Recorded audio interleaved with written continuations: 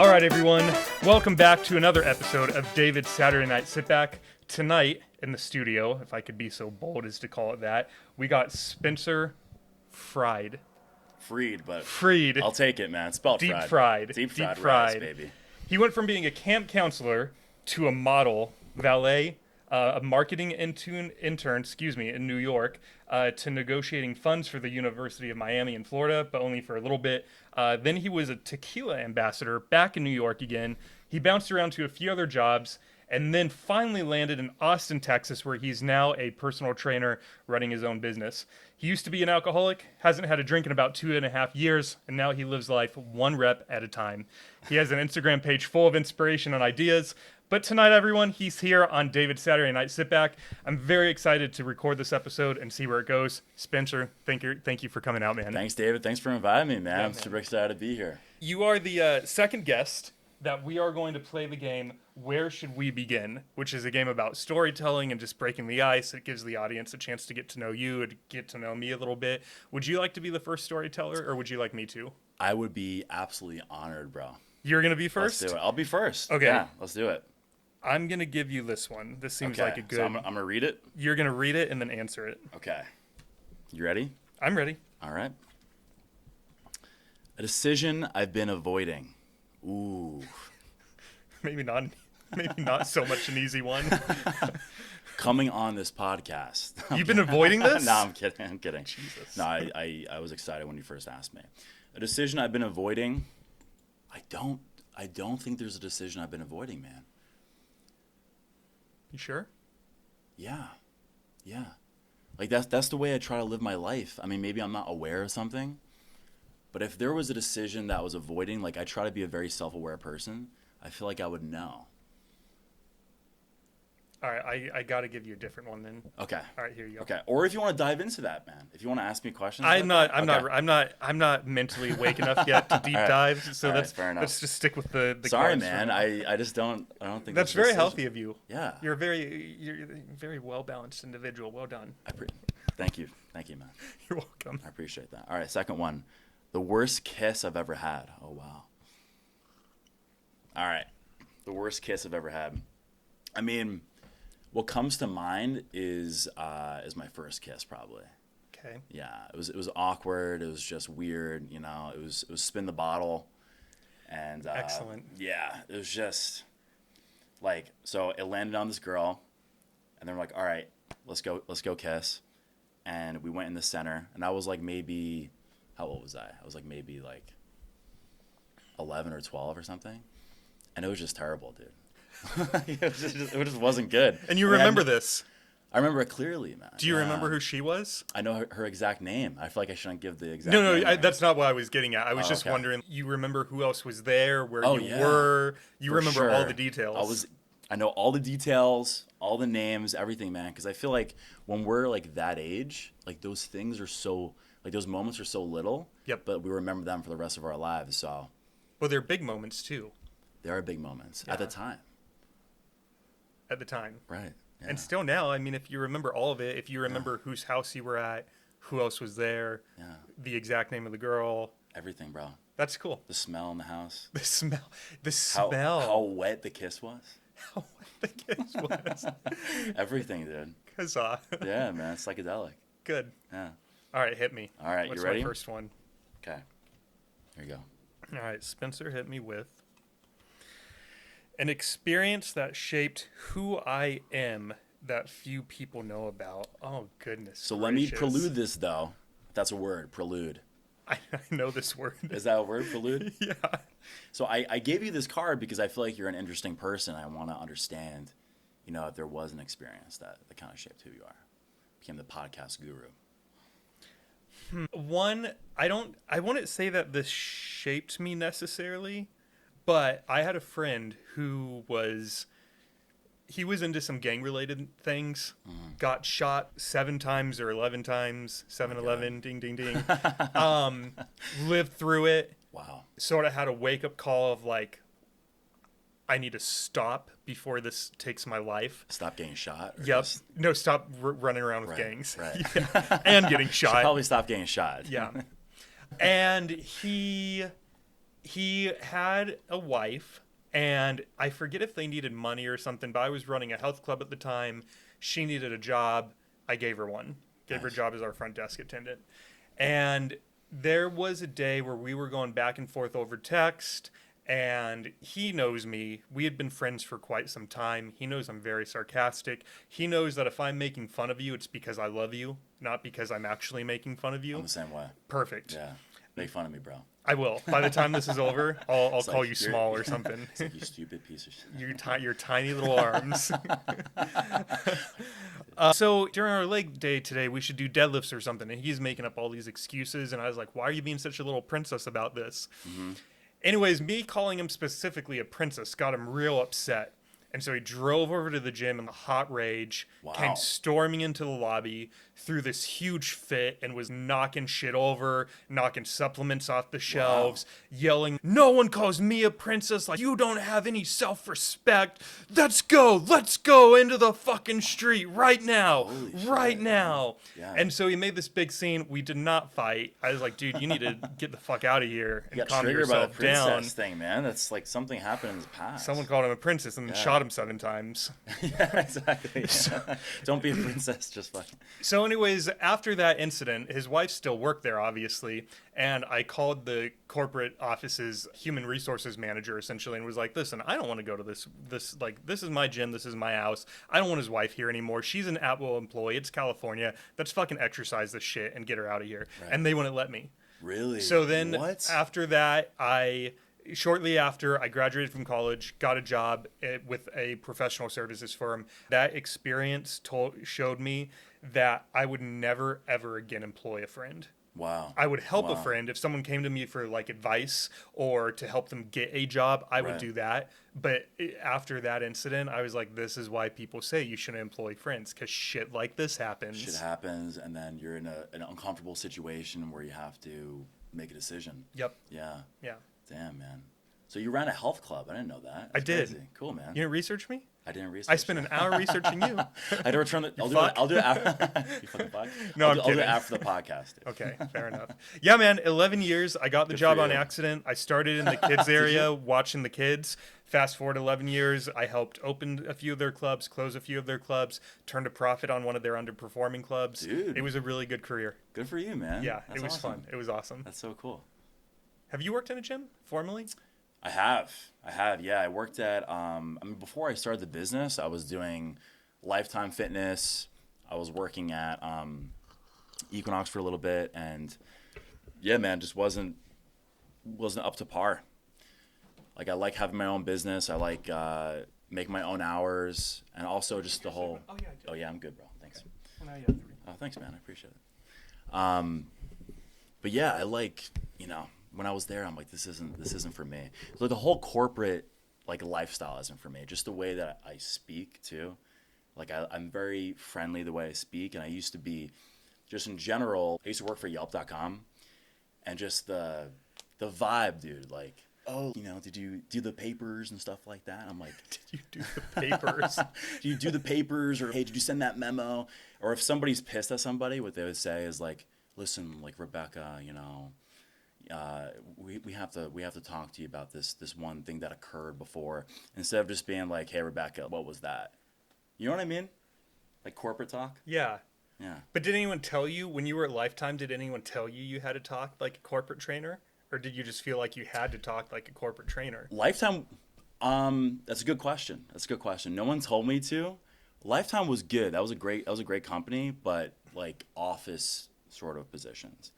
Lifetime didn't work because just based on the business model. Like they would take too much money, right? So we would charge like $1,400 a month for training, and I would get like 10%. Wow. Like a really crazy number. 10%? 10% commission, and then you get like a certain percentage when you fulfill the session, which is like 30%. But they take the majority of it, and then taxes. So it wasn't worth it. Did you have the health club that you had? It was a gym, right? Yeah. Yeah. How was the training protocol over there? I want to say it was at least 50-50, That's fair. if not more. Yeah. The trainers took the bulk of it. Really? I'm trying to remember because this was over 4 years ago that I left, and the trainers were pretty self-sufficient, so I didn't micromanage them at all. But I want to say like if you bought a session alone, it was $80 for an hour, Got you. Okay. but they were taking 50 or 60, That's good. something like That's that. solid. Yeah. Lifetime was like 120. It was 120, 130 a session. Pretty hefty amount. And then, yeah, you didn't take much home. Now I wonder what the numbers actually are. I'm gonna have to text someone. All right. What are the margins these days? I like 100% and then give, Even like 30% to even if it government. was like 90-10, like 90 to the trainer, 10% to the gym. that'd be, yeah, but that'd be, I know it's a for-profit company. I know that would never it's happen, tough. but Yes, it's tough. I It's a tough business. I wonder. So I had a guy on, or was it Hidea? No, it was Hidea. Yeah.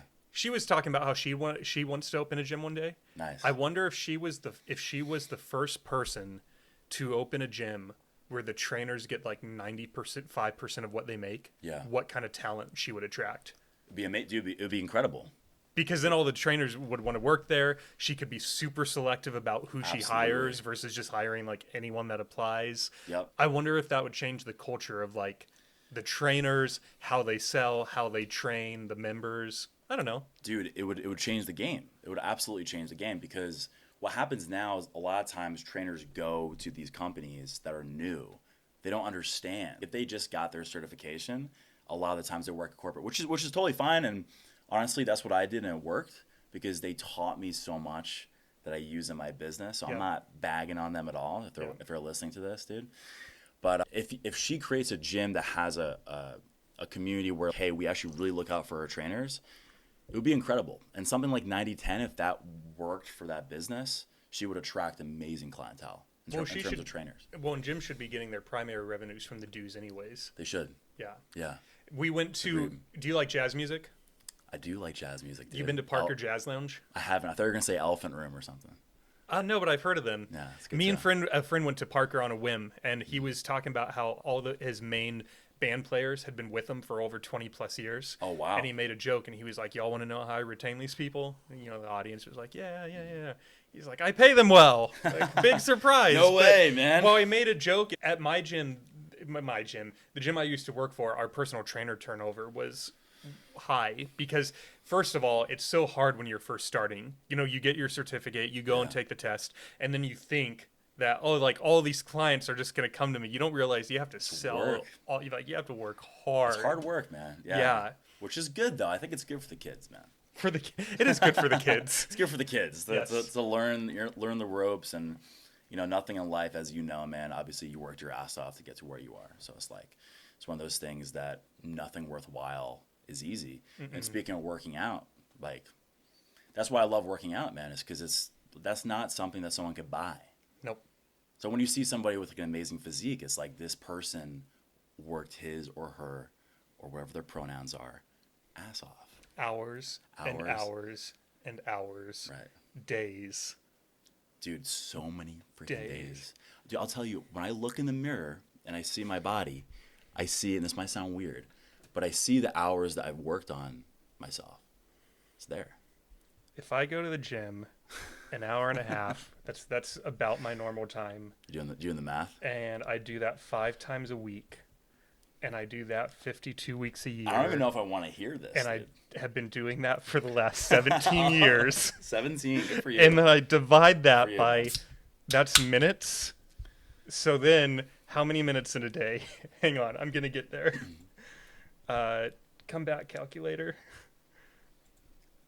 Let me save 60, that number. 60 times 24. Then take 24 times 60 equals that. No, that didn't do what I wanted. 24 times 60, 60 equals that perfect. Oh, I knew that number already.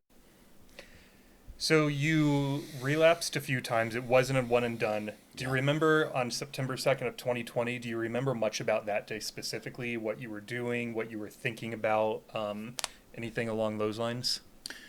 The only thing that I remember from that day was just going on my phone, and I had like a sober app, and I was just like starting now. Wait, is it just like a day counter? Like you input a day, and it's September 3rd, it'll tell you have 1 day, September 4th, 2 days, something like that. Exactly. So it was called I Am Sober. Okay. Not a very creative name. I am sober. I am sober. I am Jew. that's a new one. I feel like that's like a empowering thing. Like I am Jew. I am Jew. It's beautiful. What was I going to ask you? So you started your app. You mentioned that your life you were at rock bottom. What did that look like for you? Just not feeling like the main thing was just feeling terrible, like existing, to be honest with you. Like walking around, I felt not confident. My self-esteem was low. My energy was low. I was in my mom's basement. She was there. I feel so bad for my mom. And like we've we have a great relationship now, but imagine from her perspective, like her son is just like in rock bottom, drinking every day. To be honest, or just like, drinking by myself in the basement, bro, in a really, really bad spot. And I made the change because I knew where that would lead to. It would lead to the same perpetual stuff and get worse and worse and worse. So the only thing I remember that day is just making a decision. And that's when I think I entered the gym, like right then. Were you working out while you were drinking too? No. Had I you ever worked out before you were 25 consistently? Not consistently, no. Did you play sports in high school or anything like that? Lacrosse. I wasn't athletic, dude. Lacrosse guys are pretty athletic. Yeah, but I wasn't. I tried. Yeah, thank you, bro. I appreciate it. But no. To the best of your memory, what was your and your mom's relationship like while you were still drinking and when you were living in her basement?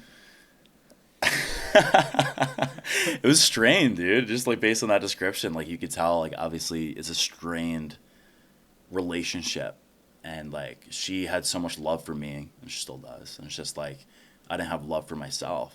So that must be like some of the biggest pain that a mother can feel. It's just like my son is destroying himself. You know what I mean? So part of that decision was not just for me, but also like for her. It was for my future family too. Like I didn't even think about me. I was like, dude, like my life is going to be a perpetual hell if I don't change this aspect of my life. Because the drinking was avoiding everything. So the last 3 years have just been like, show me what I need to know. Show me the fear, show me the anger, show me like what I'm not healing from. And the gym was a place I always went to when I wanted to drink. And it was always a place I went to when I wasn't feeling good. And there was always just something to work on, bro. And that's like kind of how it all started because I didn't know what I wanted to do at 25. And now I have a purpose for my life. It's crazy. And so like I'm talking to some people who are like 23, 22, like just in networking groups, and like I don't know what I want to do, man. I'm like, dude, it's okay. And people told me that too, and I was just like, that's bullshit. So I don't know. I think it's okay to not know what you want to do. It is. No, That's but I mean, fine. like they told me that. I'm like, yeah, right. You know what I mean? And then now it's flipped. Gotcha. And I told them that, and I hope that they're like, they listen. They listen. Yeah. You said you felt terrible. What did you feel terrible about? Just myself, bro. What about? Just I had no confidence, man. Like I didn't feel good about like I didn't keep my word was a big one. And I feel like as men, like when I say I'm gonna come here tonight, like I'm gonna come here no matter what because I gave you my word. I don't know you, but it's also for myself because it's like my word is my bond. Yeah. So I was saying I was gonna do things and just didn't follow through, and didn't want to be me, bro. It's hard to explain, but I had to drink to go out. I had to drink to be social. You never felt that, dude? Of course I did. Oh, okay. But this is your episode, so I we're appreciate it. deep diving into your life. Deep dive, bro. Deep dive. When you said I feel terrible, it hinted at maybe there is something specific, whether it was a breakup, the I way see. you were raised. I don't know. I don't want to put words in your mouth, but like when I feel terrible, it's usually because of something specific. A boss chewed me out. A friend rejected me, a date that went wrong. Like Sure. there's usually some sort of source. It's not like I just wake up and I'm like, oh, I feel like I know what the I know where the feeling is coming from to a certain extent. So that's sort of why I was getting at. Were you drinking all day, every day? Was it primarily just at night? Like, were you holding down a day job at the time? Well, I can jump into the other question though. So like in terms, like I think a big part of it was the relationship I had with my parents. So my father, I never had like a quote unquote masculine father. My mother was a little overbearing, and I'm not saying this to like be a victim, but like at that moment, that's how I found myself, of like not having masculine traits, like keeping my word, doing what I needed to do on a daily basis. I didn't have someone to turn to. So I went to like a men's team, and I was part of a men's team. What kind of team? Like a soccer team? No, dude, it's just a circle of men. So what we did is we just... Like a circle jerk? Almost like a circle jerk, dude. Okay, a mental circle jerk. Yeah, exactly. How did you find this group of men? How did you find this cult? Craigslist, bro. Stop. I'm kidding. It was it's called MDI, Mentor, Discover, Inspire. So if any man is listening to this and like wants like just a kick in the ass and older men to father them, then it's a great place to go to. So I did that as I got sober, and they helped me just become the man that I am now. Just like somebody who I enjoy waking up and being every day. Mentor, discover, inspire. Is it a U.S. base? Is it all over the U.S. or is it only in certain parts of the? It's all over the U.S. Okay. Yeah, it's like across the country. Yeah, you should join, man. Well, I'll talk to you after the episode. We'll see. It's virtual as well. I'm busy with the podcast. No, I maybe. Do you talk with your dad now? Are you guys in contact with each other? I do, man, and I love him to death. Yeah. Nice. Yeah, bro. I've gone through. He did the best he can. My mom, like, I'm not a victim in my life whatsoever, and I tell my clients that too. Like, I hate victim mentality, and I know it's like, oh, straight white guy saying that maybe, right? But like, we have advantages and disadvantages in life. That's just how it goes. But there's no, like, the energy of victimhood is very destructive. Like, I blame somebody else. Okay, fine. So you blame somebody else, but like, how is that going to help you? Right. So it takes two to tango. Takes two to tango. But no, we do have a lot to own in our own life story. Yeah. We're in it Yeah. 24/7, because I've gone through those phases as well where I played the victim, and looking back on it, I'm like, that didn't get me anywhere. Right. It didn't build my confidence. I didn't feel better. Right. I usually was just using it as a way to get attention. And then even the attention I did get wasn't necessarily what I was looking for. Sure. And then when I didn't get attention, I would feel even worse. Yeah. Like, oh, well, that didn't work out. It's a double-edged sword, bro. Yeah. That's what it is. That's a single-edged sword. Oh, it but is. Victimhood. So you go like that, and then you have to bring it back up? Okay. Exactly. Where'd you grow up? New York. What was that like? It was good. New York? Like the city New York? Westchester, New York. Not the city. So Westchester's like 20 minutes north of the city. So suburbs. Did you have a good amount of friends growing up? Yeah. My childhood was really good. Favorite childhood memory? My favorite childhood memory, I already know, bro. I had a great childhood. My favorite childhood memory was my birthday. How old? I was maybe like 7 or so. Okay. I was at a bowling alley. And all my friends were there. And I just remember just the sheer happiness I had at that time, bro. I mean, you remember that, right? Just like the no responsibilities, like just being a kid in life was just incredible. Yep. And I just remember a moment, like I was bowling and I turned to my right, and it's one of my friends, and she's like, what are we going to do after the party? I'm like, we're going to go like open presents. And in that moment, I just remember like just so much joy I had in that moment, dude. So it's my favorite. I remember, did you ever go reindeer stacking?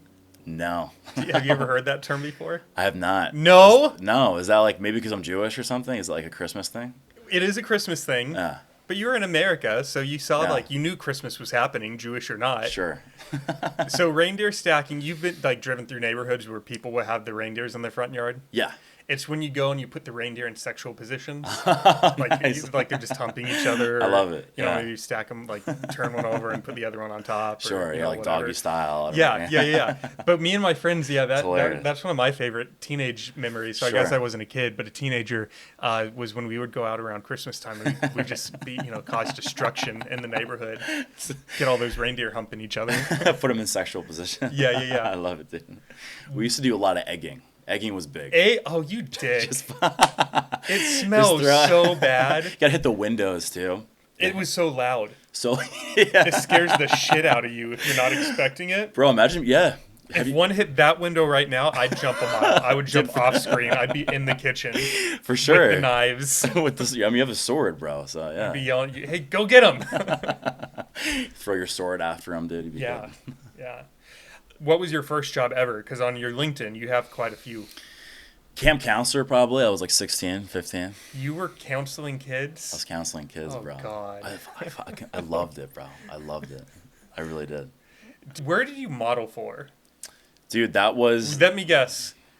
You were what was the company that has the shirtless dudes in front of their store? Dude, were you got that guy? Yeah, you got it right. Were No, you- no. So just to be super clear, on that resume it says model, but I was like 16 at the time. I wasn't working out or anything. They call the people who work at Hollister, which is the store that you're probably talking about, Yes. right? Yeah, they call like the salespeople models. So I was just like working like in the store. I wasn't outside shirtless. I was a minor.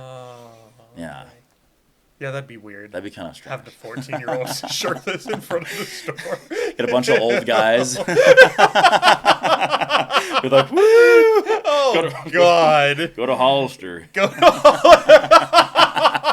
I'm still looking. I'm still trying to find the. So they called you, if you just worked the cash register, you got called a model. You got called a If you model. were folding clothes, you got called a model. But I'll be honest with you, man. Like, part of the reason why I got that job was because I was so insecure that I wanted that title of model.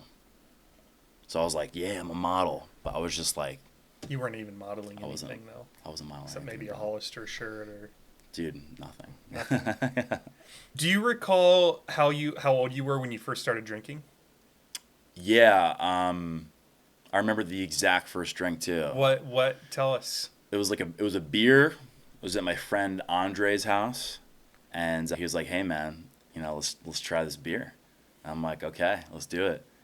And I think I knew right away, dude, that it was gonna be a problem. Why?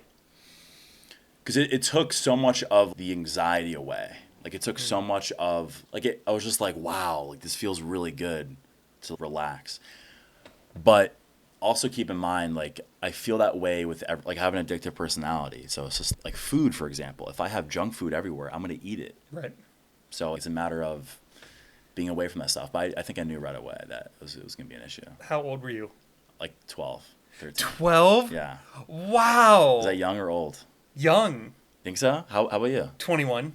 Really? I feel like that's old for sure. It's definitely It's rare. legal. It's rare. There is even I know for a fact, we just had spring break here, and I know a lot of the high schoolers at my gym, the gym that I attend, Is it Golds? That you attend. the gym that I fuck shit up at. There you go. Yes. All the teenagers were There you talking go. about how they were going to spend all of spring break drinking. And yeah, man, that wasn't me.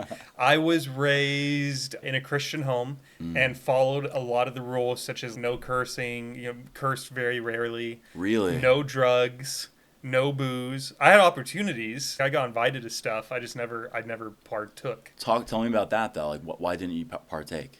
Because I didn't want to go to hell. Wow. So it was it works. I it think, works, guys. I think I just listened to. It was a mix of listening to my parents and. When you're raised a certain way and it's drilled into you, me and my siblings went to a private Christian school. We went to church on Sunday. Yeah. So when you're praying 10 times a day, literally between like every Wow. meal, beginning of every class, you're going to church on Sunday, you're going to chapel on Thursday, you're going to youth group on Wednesday night. The Saturday is your only goddamn break. Right. From praying and the Christian stuff. Everything. Yeah. So I think a part of it was probably like we were so immersed in the culture that it just worked. Whether it was right, wrong, that's irrelevant, right? The fact Sure. is I listened. Sure. But then I turned 21. And my very first drink was at a place called Cheesecake Factory with my Yeah, friend baby. Christy Green. Nice. And I ordered a pina colada. No way, Because dude. I was a badass. Do you remember how you felt when you were just sipping that pina colada, dude? I didn't At 21? understand. You understand. I did because the one drink didn't do anything for me. It didn't even get me buzzed. So I was like, it tasted You're a good. big dude. Is that, you think that's why? Well, back then I wasn't this big, but I think just one drink just didn't do much for me. While you're also eating a buttload of pasta, Yeah. and you were, I Yeah. was hydrated. Like one drink's not going to do anything to anyone in Sure. that condition. That's true.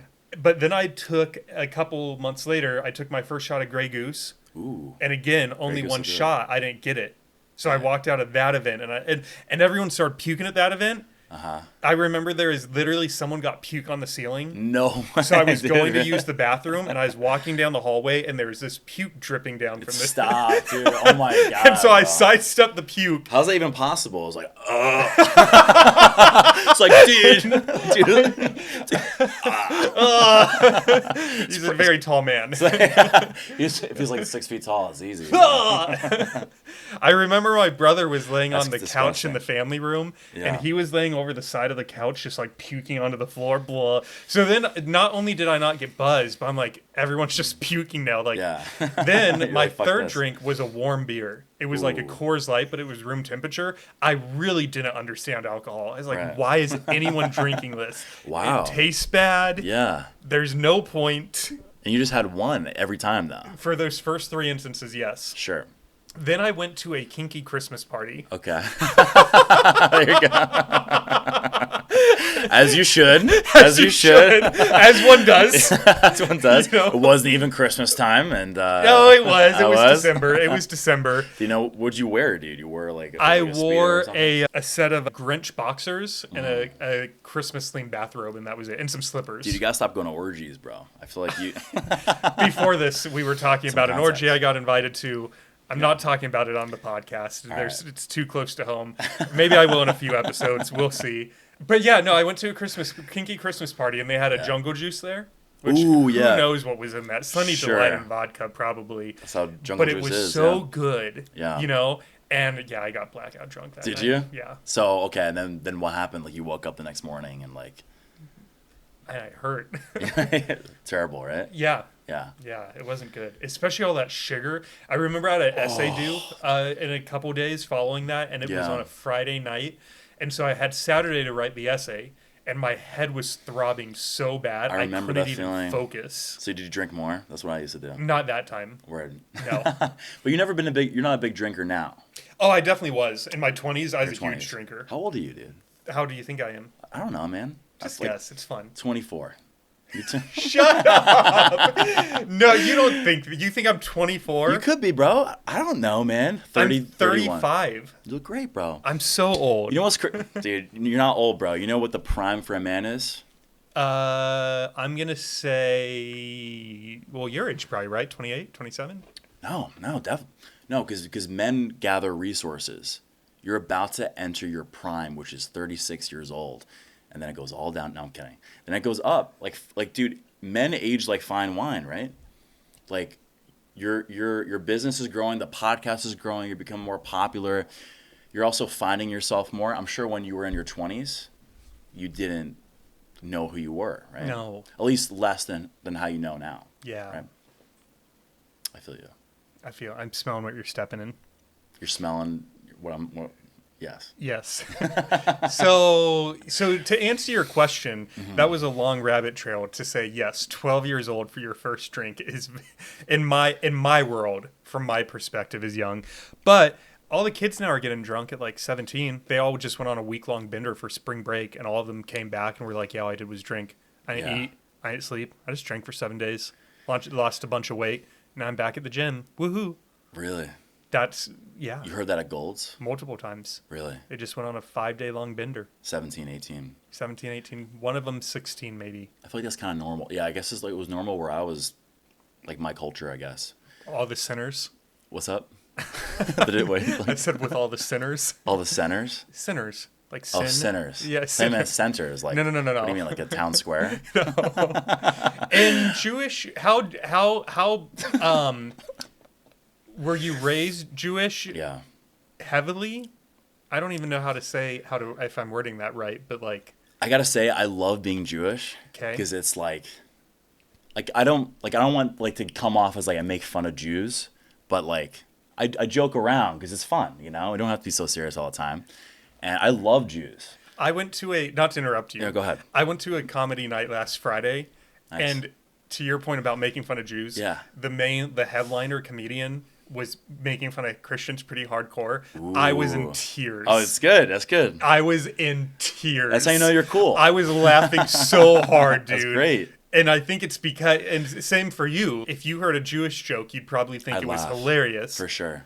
And people who take offense are probably in their 20s, I think so. still With, like, figuring themselves out. Purple hair or something. I don't know. They just take life too seriously. You got to be able to make fun of these things. You have to, bro. And it's a joke. Have He to. wasn't being serious. Yeah. He didn't mean anything. He was making jokes. And it's interesting too, a comedy, because if you see like, okay, a comedian says these things, and without context or without tonality, anything like that, and you look at the sentence, of course it's gonna come off as terrible.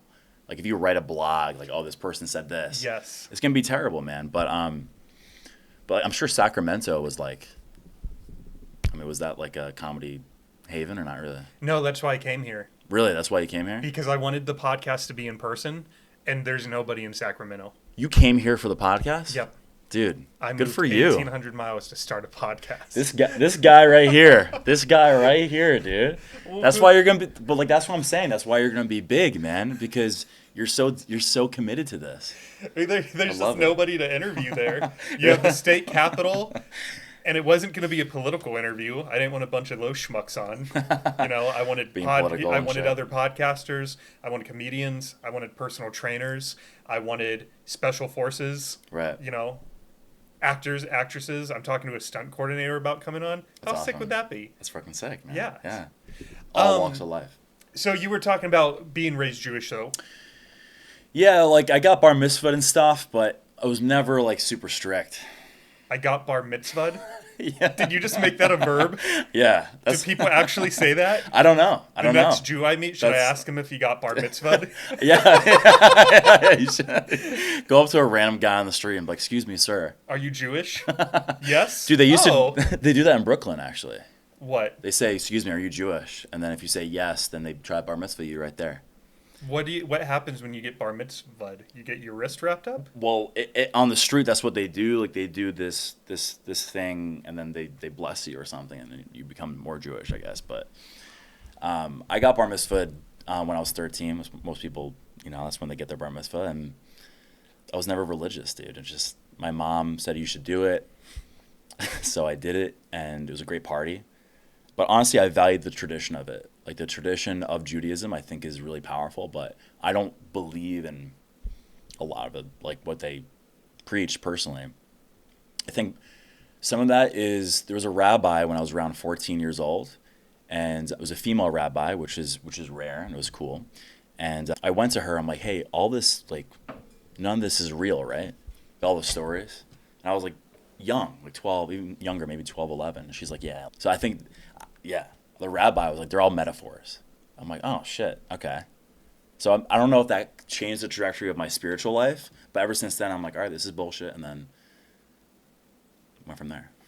Was there enough Jewish culture ingrained in you that you felt like it affected your life, decisions you made, how you got to where you are today? No. No. Yeah. Do you practice any Jewish customs to this day? Besides comedy, no. Besides Besides comedy and being a mensch, no. being a minch. That's funny. When you were talking about getting blessed, it reminded me of when Hidea was over and we recorded her episode. My dog sneezed. Oh, word. And I told him, God bless you. Yeah. And she started making fun of me for that. Oh, it really? It's like totally not like in the culture? She was like, you're going too far. People bless their dogs when they sneeze. Are you serious? And I was like, I do. Yeah, I would do You that too. fuck. It's like, do you know Thad? Well, she does now. Right. Why'd you come to Austin, specifically here, versus you had 50 states to choose from? How'd you Right. land in Austin, Texas? So it was COVID time, and it was a weird.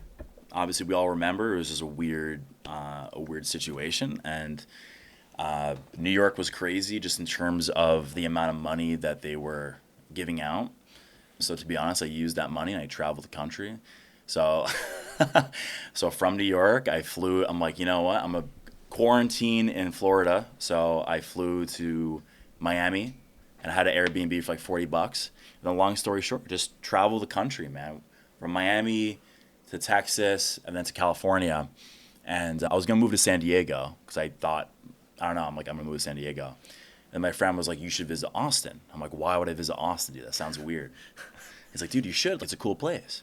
I'm like, all right, fine. Like, I'll trust you. So I was driving from Dallas to Austin. And I wasn't a huge fan of Dallas. I was like, have you been there? No. Don't. Okay. My boss wants me to go there, but just only because he lives there. You should quit your job. When the podcast starts getting ad revenue. Right. Yeah. So, yeah, drove from Dallas to Austin, and immediately I was like, this place is cool. Like, I saw young people running, living their healthy life, and also just the feeling I had, I'm like, this is cool. Yeah. So, and I flew to San Diego, and they didn't understand sarcasm there.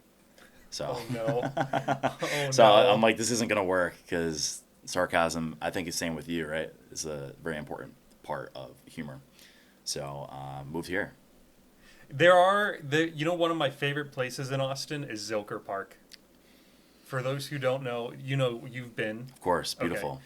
It's, according to one website, either 360 or 380 acres in total. Yeah. And the first time I went out there was multiple soccer games going on, multiple pickleball games going on, 5 sand volleyball courts, a springs that you can drive in, the Barton Springs. You had people painting, people dancing, people doing yoga, 60 plus dogs. Yeah, that's great. I did count. And it was just like, Zilker is almost like a haven. Yeah. It's all good vibes. It is. And when someone does show up with negative vibes, I want to tell them, you should leave like and come back with good vibes. One lady was there, and she kept yelling at the dogs for approaching her. Yeah. I don't want any dogs near my campsite. All right. There's 100 dogs here, ma'am. This is the wrong place to be if you don't want dogs near you. Right. But yeah, man, Zilker. Did you tell her that? No. Oh. I changed where I was sitting. Oh, gotcha. I didn't want to listen to her. She's ruining my mood. Right. Thad's tail went down. So right.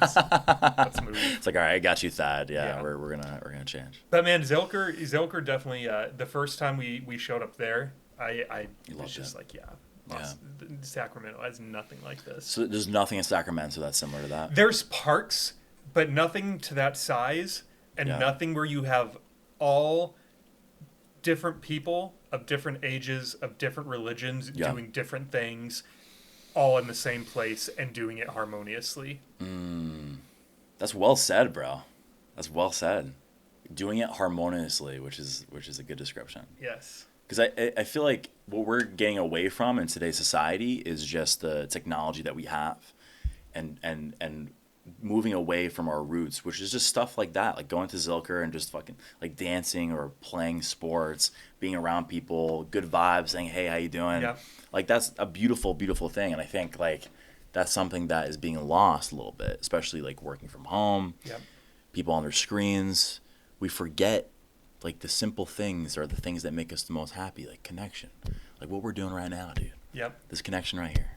What does community mean to you? Communism.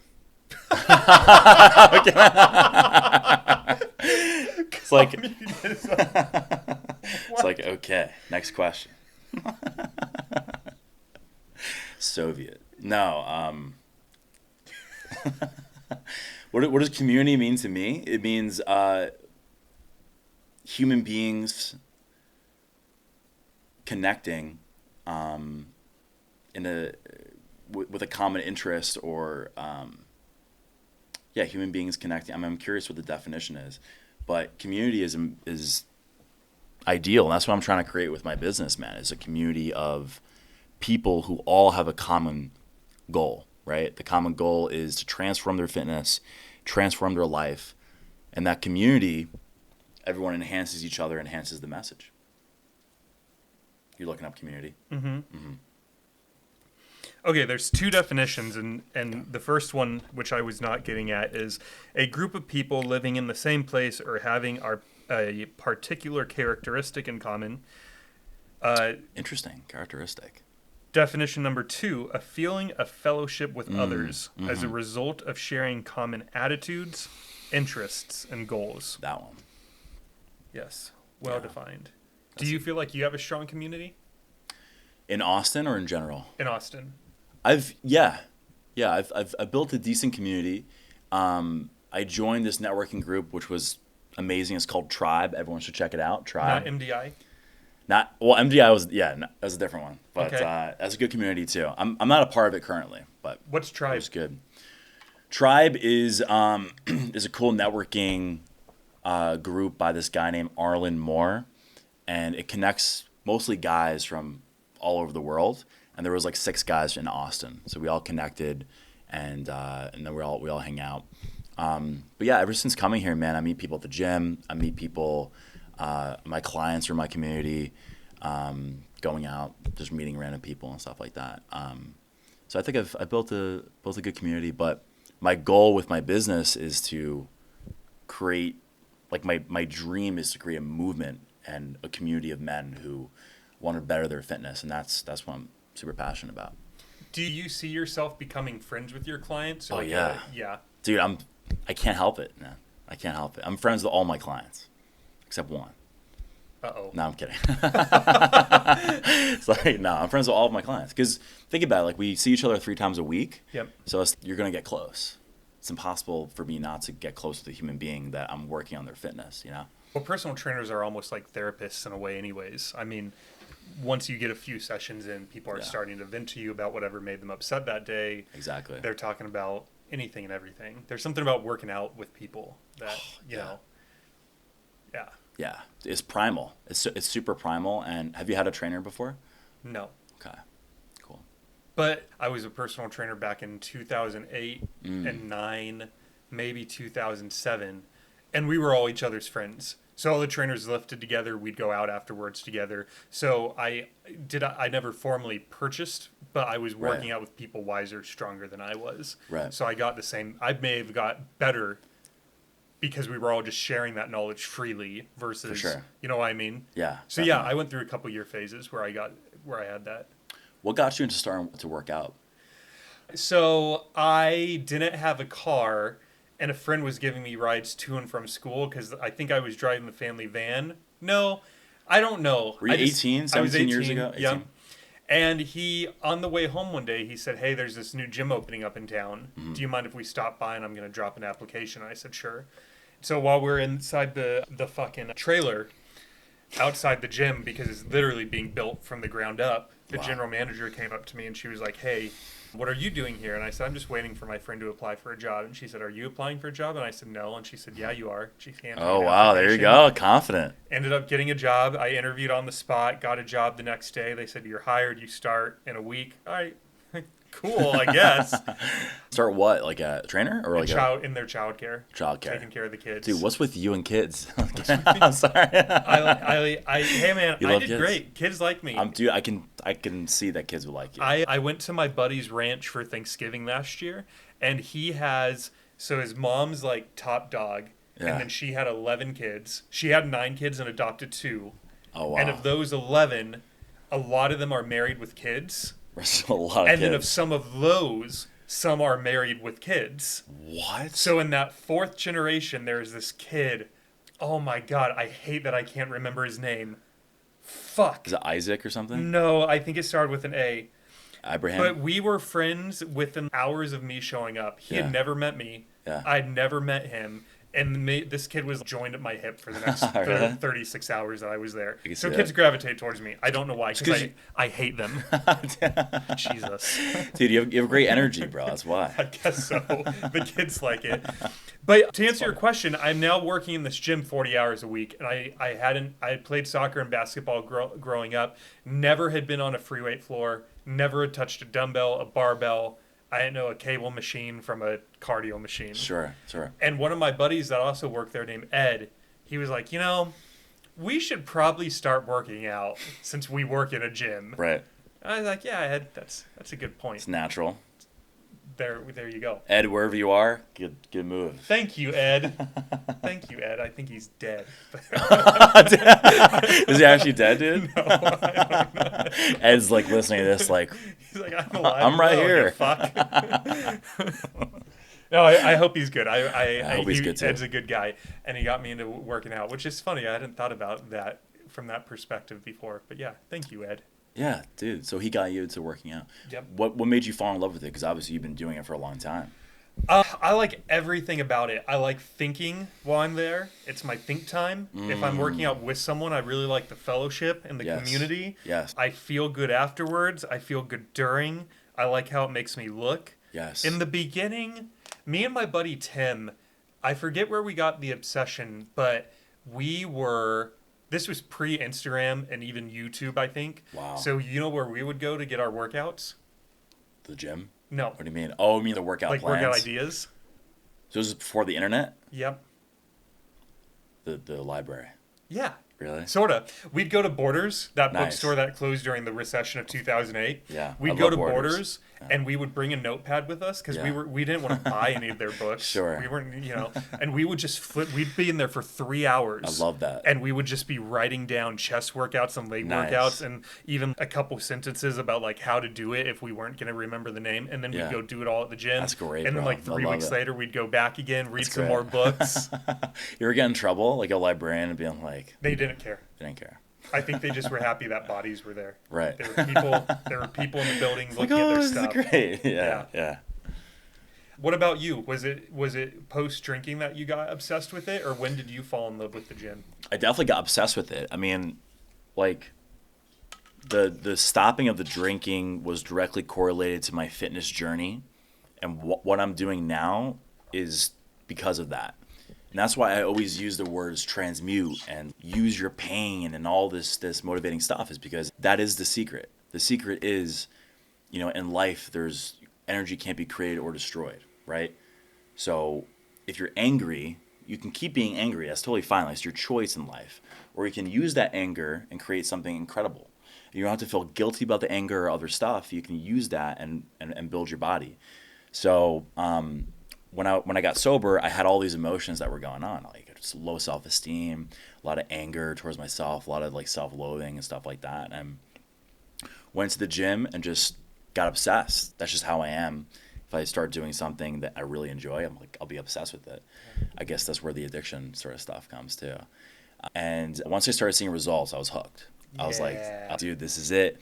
And it started changing my life, bro. Like, got more confident, more energy, looked better, felt better, and I didn't want to drink anymore, dude. I was like, this is amazing. I wasn't going to AA. I was just like transforming my life through fitness, and that's my whole shtick now. Is I want to help people do that for themselves, because I see people not motivated in the gym, and I want to take them through a process of, hey, you can create this amazing healthy lifestyle. You don't need to be stuck with a trainer for years and years and years, because you can have that internal drive to work out. And so now it's just like a lifestyle that I have, because I agree with you so much, man. It's a time to think. I love building my body. There's definitely some, like, I like the Greeks, so I like the statue-esque. To be honest, that's part of the reason I'm trying to get to like my ultimate form. Like the statue of David? The statue of David without the small penis, but yes. I'm Jewish, but come on, man. So that's, it's part of the motivation as well, is to get there. But I love the gym, bro. Like, I don't know, I wouldn't be sober today if it wasn't for the gym. Do you find that you get your best ideas in the gym as well, or no? Like with me, I literally keep my phone unlocked and open to the notes section. Wow, really, dude? Because I'm writing down either ideas for work, for the podcast, how to find new guests, what type of guests I want to have on, what to do at work the next day. In my job, we do a lot of writing. So even For recruiting? Yep. Yeah. We do a ton of writing. Yeah. So sometimes I'll get some of my best writing ideas in the gym. So I'll write down those prompts real quick. Really? But if you ever see me at the gym, like it probably looks like I'm distracted and not paying attention to my workout. When really I'm doing two things. I'm in between sets and resting, and I'm writing down whatever idea I got during my last set. So in a spiritual sense, what's happening is you're getting downloads. Yeah. That's how I look at it. You're getting downloads. I would look at it like that. You would look at it too? Yeah. Like that? Yeah. Like you're getting downloads from the ether or something because your consciousness is just open during that time. That's awesome. But no, I don't feel I don't feel like You that at don't? all. No, dude, What's like, the most creative aspect of your life right now? Putting together My your clients' business. workouts, maybe? my clients' workouts is definitely a creative. It's an art form, but like right now, it's building the business, creating the best possible online program for people. So when you're working out, you're never like middle of a workout. And I just got the best idea for my next Instagram post. This is exactly what I'm going to say, how I'm going to film it, what music I'm going to play. I do. So there you go. You're getting downloads too. I gain downloads too, but I definitely, that's rare, I would say. I get video ideas and stuff, but it's mostly I go there and I try to meditate the entire time. So I'm not on my phone. I mean, I'm listening to music. I listen to like intense hard style music. I don't know if you ever listen to hard style. I was like, What are you listening to? Name a couple bands. well, it's called Tevez. Never It's heard not, of it. you never? I'll send you it, dude. Is it Jewish? It's a Jewish beat. Jewish rock? Jewish rock. Just a bunch of complaining.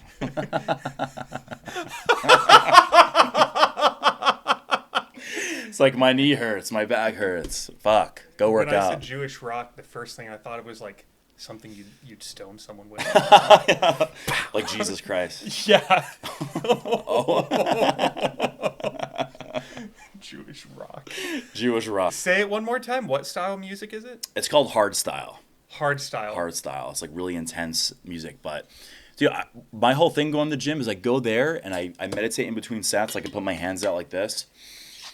And I meditate, and I'm not on my phone. And I'm just strictly with myself, and then I go do another set. And sometimes ideas come, but for the most part, it's just like it's a full-on meditation. I kind of look at it as an art form too. It's like my body just moving and breaking down, and I try to feel every fiber of my body breaking down. If that makes sense. Like, Yeah. I enjoy that. Where do you come up with the words for your Instagram posts? Are those just on the fly? What do you mean, like the caption or Because the? in your almost all of your posts recently, you're talking in the video. So are you doing that at home? Is it in the morning, at night? Do you record like 10 of them at once and then you release them once a day? When you're coming up with those motivational messages, what kind of headspace are you in? That kind of thing. It's always at night. Always at night. Why? So my brain is, and I think this is really important for people to get a job or a lifestyle that is best for them. Like some people are night owls, and I think you should get like a fucking trucking job or something. Some people are like morning people, and I think you're a normal person. So I think you should get 9 to 5. A Starbucks job? Sorry, get a Starbucks, become a barista. But for me, like in the morning, I'm just not creative. I'm not a morning person at all, dude. Never been. And then when I'm at night, all the ideas flood. I'm very creative at night. I don't have to try. I would film videos at night. I would record at night. It just comes. So it's at night, probably like, a couple hours before bed or something. All right, here's what I want you to do. Okay. I want you can take 10 seconds to think tops once Okay. I give you your prompt. Let's do it. Because it is nighttime. All right. And you're going to look right into the camera. Okay. And you're going to give a 20 to 30 second motivational whatever is on your head tonight. I love it, bro. Let me just take a sip of my Take a sip. Waterloo sparkling water. Take a deep breath. Check it out. Yeah, we got Waterloo. We got LaCroix. I got Jelly Belly. You got Jelly Belly, dude? I'll get you that one next. Okay. Wait, like I got some like jelly organic beans? brand. Like, I didn't know you can make LaCroix organic. But sure. Dude, they always say that bullshit. Like organic water. So here's why I bought it. I wanted any guest that came over, I thought would impress. Here's how low my self-esteem is. I wanted to impress them through my variety of sparkling waters. So it's like, I better have an organic one in the mix. Dude, it works. In case some tree hugger comes over, No, I'm kidding. I love trees. But I was walking through the store, like, what makes a LaCroix organic versus Yeah. like it's water?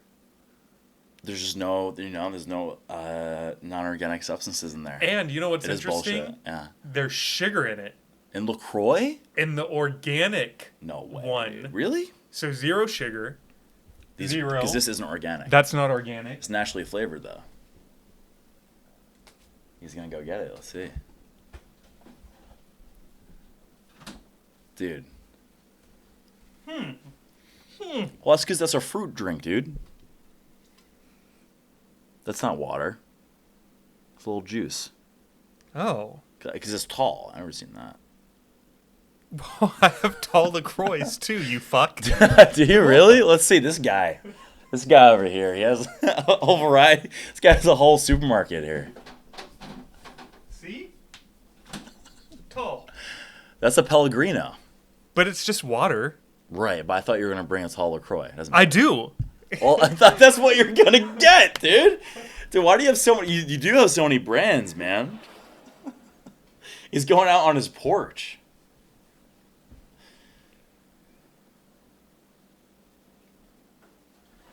Why is that on your porch, dude? That's where my storage is. Oh, really? That's so random. Tall LaCroix. Oh, wow, you're right. Okay. LaCroix. Tall. You're right. So, What are you laughing at? well, what were we talking about?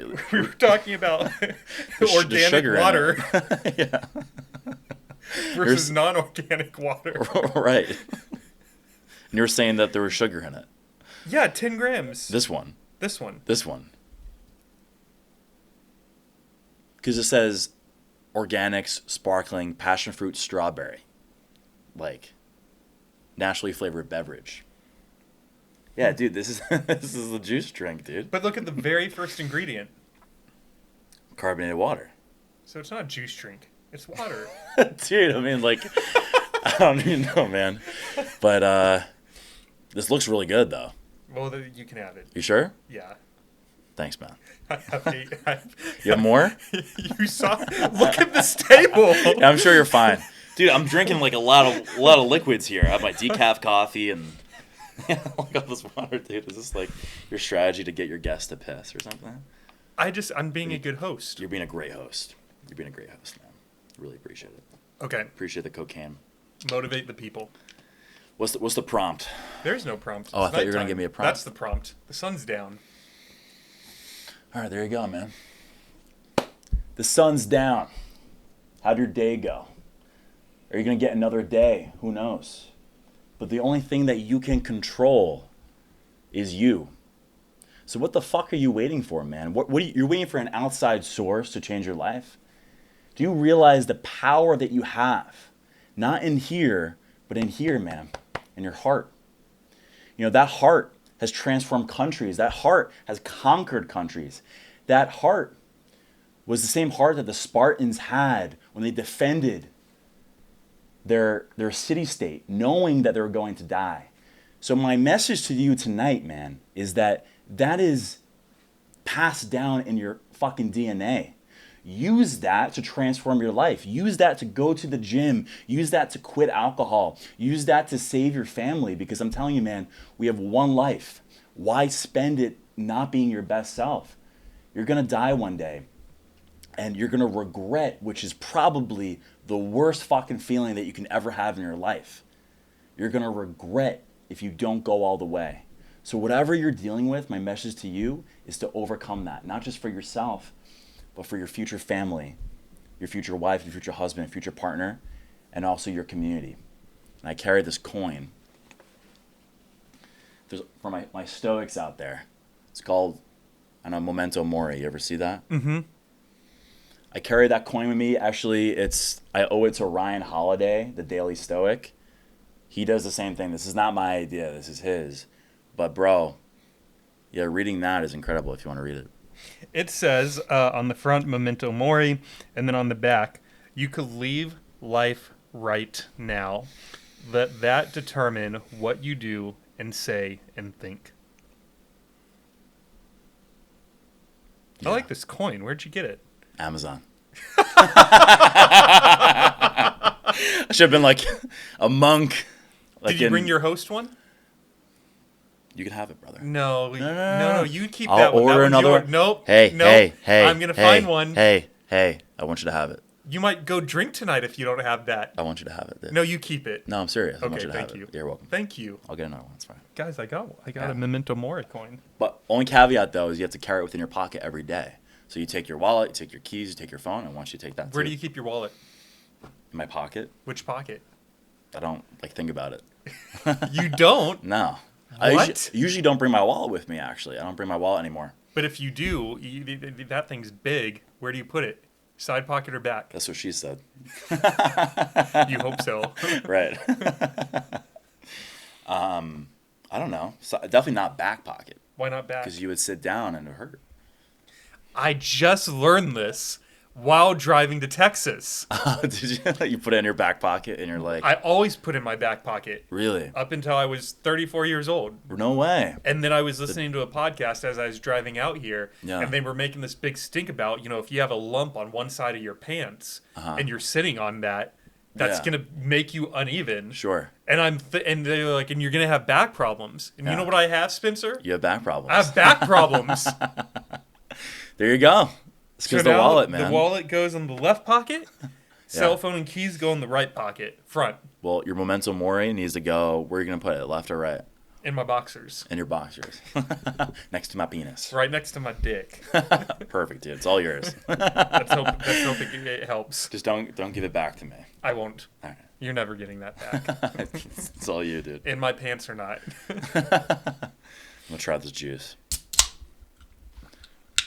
What about you, man? You want to give a little motivational speech? I want to see what you think of this juice first. It's not worth it. It's not worth No. what? It's not worth the sugar. calories? I mean, it's The only. money? It is the most expensive one on the shelf. I would say it's not worth the sugar. No, if I'm going to have sugar, you know what I'm going to have? Jelly beans. Nope.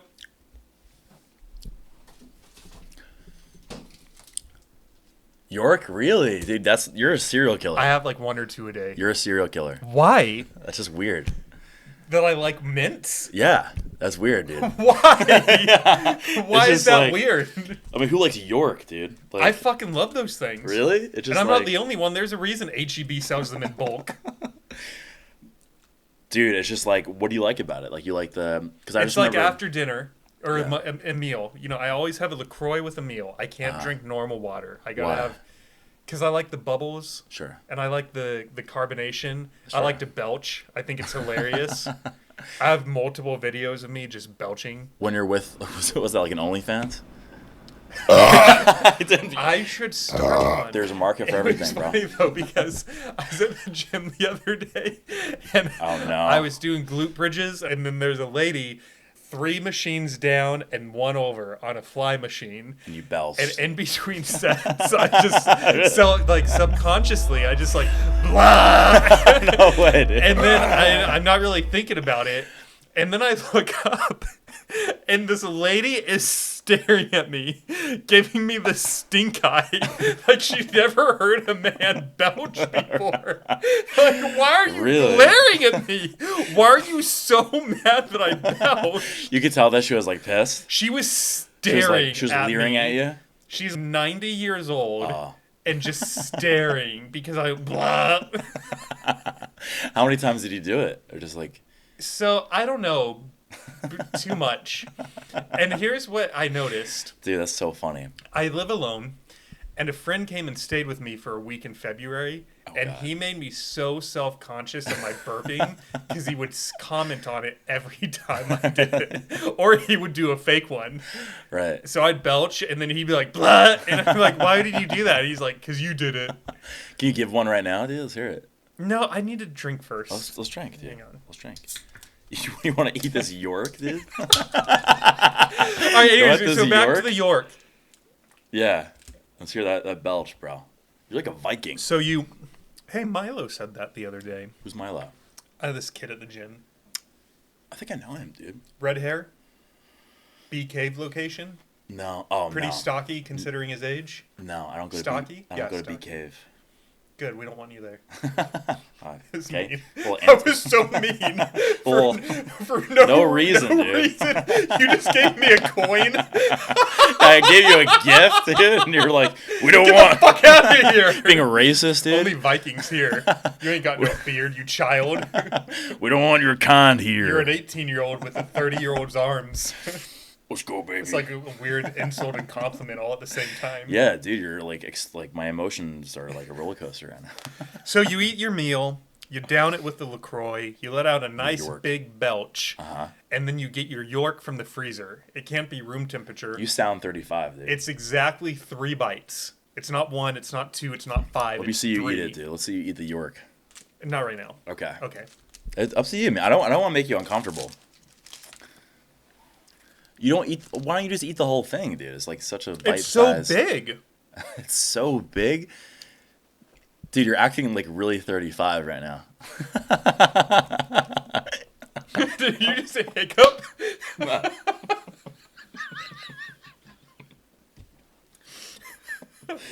How am I acting 35?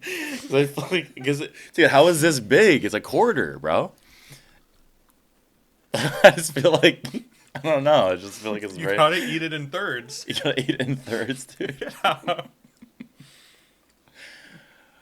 Whatever works, man. I respect it. It's my routine. I love it, dude. I love it. Okay, well, I'm working on this belch. Okay. I have a 2-part question for you. Okay. Do you take pre-workout? Yeah. Which one? Yeah. Currently. You know what's interesting, bro? I'll just say this is I tried getting off pre-workout. Okay. I've been taking it for like 2 years straight, to be honest with you. Huzzah. Yeah. You say huzzah? Yeah. Huzzah. Huzzah. Huzzah, the king is dead. I feel like that would be like a thing. So I tried getting off it, man, and just how was that York, by the way? Was that good? It was so yummy. There you go. I could tell, dude. I could tell from your face. You're like, you're just like listening to me, and you're so satisfied. I was enjoying what you were saying. Sure. I don't even know what you said. I have no idea what you've been saying since that wrapper opened up. The fat boy inside of me is so happy right now. I can see that, dude. I just satisfied him. Oh my god, bro, that's so funny. I gave him his treat. It's like satisfy the monster for now. Just one. Just one. Yeah. But he's like, more, please. I'd be crazy if I ate 2. Who eats 2 York mints in a sitting? Oh my god, dude. Fucking Vikings. You're so funny, dude. Why so you were he's got York on the mind, man. York peppermint patty makes you autistic.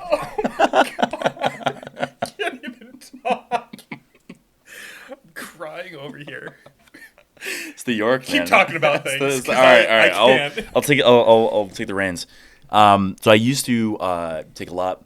Well, I tried quitting. That's what I'm trying to say. Yes. Is I tried quitting pre-workout, and it was too difficult.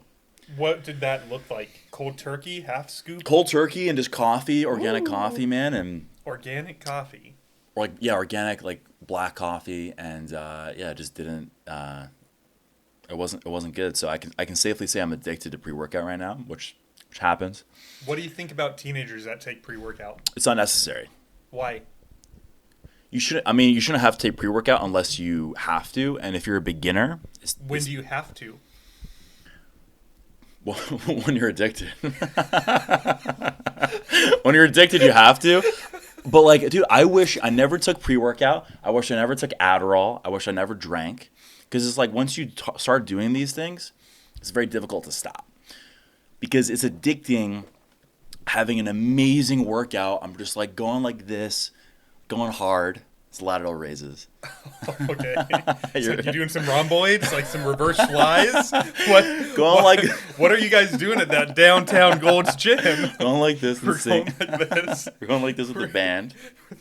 I don't know. But like I can't go back to just not taking it, man. So right now I try different ones. Right now I'm taking Beyond Lit. Have you ever heard that? I think the kids at my gym are taking it. Probably. How many milligrams in a serving? So good question. Like 250. Okay, normal. Which is normal, but that's a lot, bro. 250 is a lot, and you have some that are like 390 or 420, like 400 something. None of them are 420. That'd be funny. I was gonna say, yeah, like it's like, there, boom, right in my face. Dude. Thanks so much. Well, I had to aim it towards the mic. Fans on. I can't. Damn, dude, I got that right here. I appreciate that. You made eye contact too. You made eye contact. You're like, bleh. I'm like, is this you trying to like get along with me, dude? You literally asked for it. You were like, I want to hear. Like 10 minutes ago. Oh, it takes time. You can't just do these things. Spontaneous. Crying. Oh my god. Okay.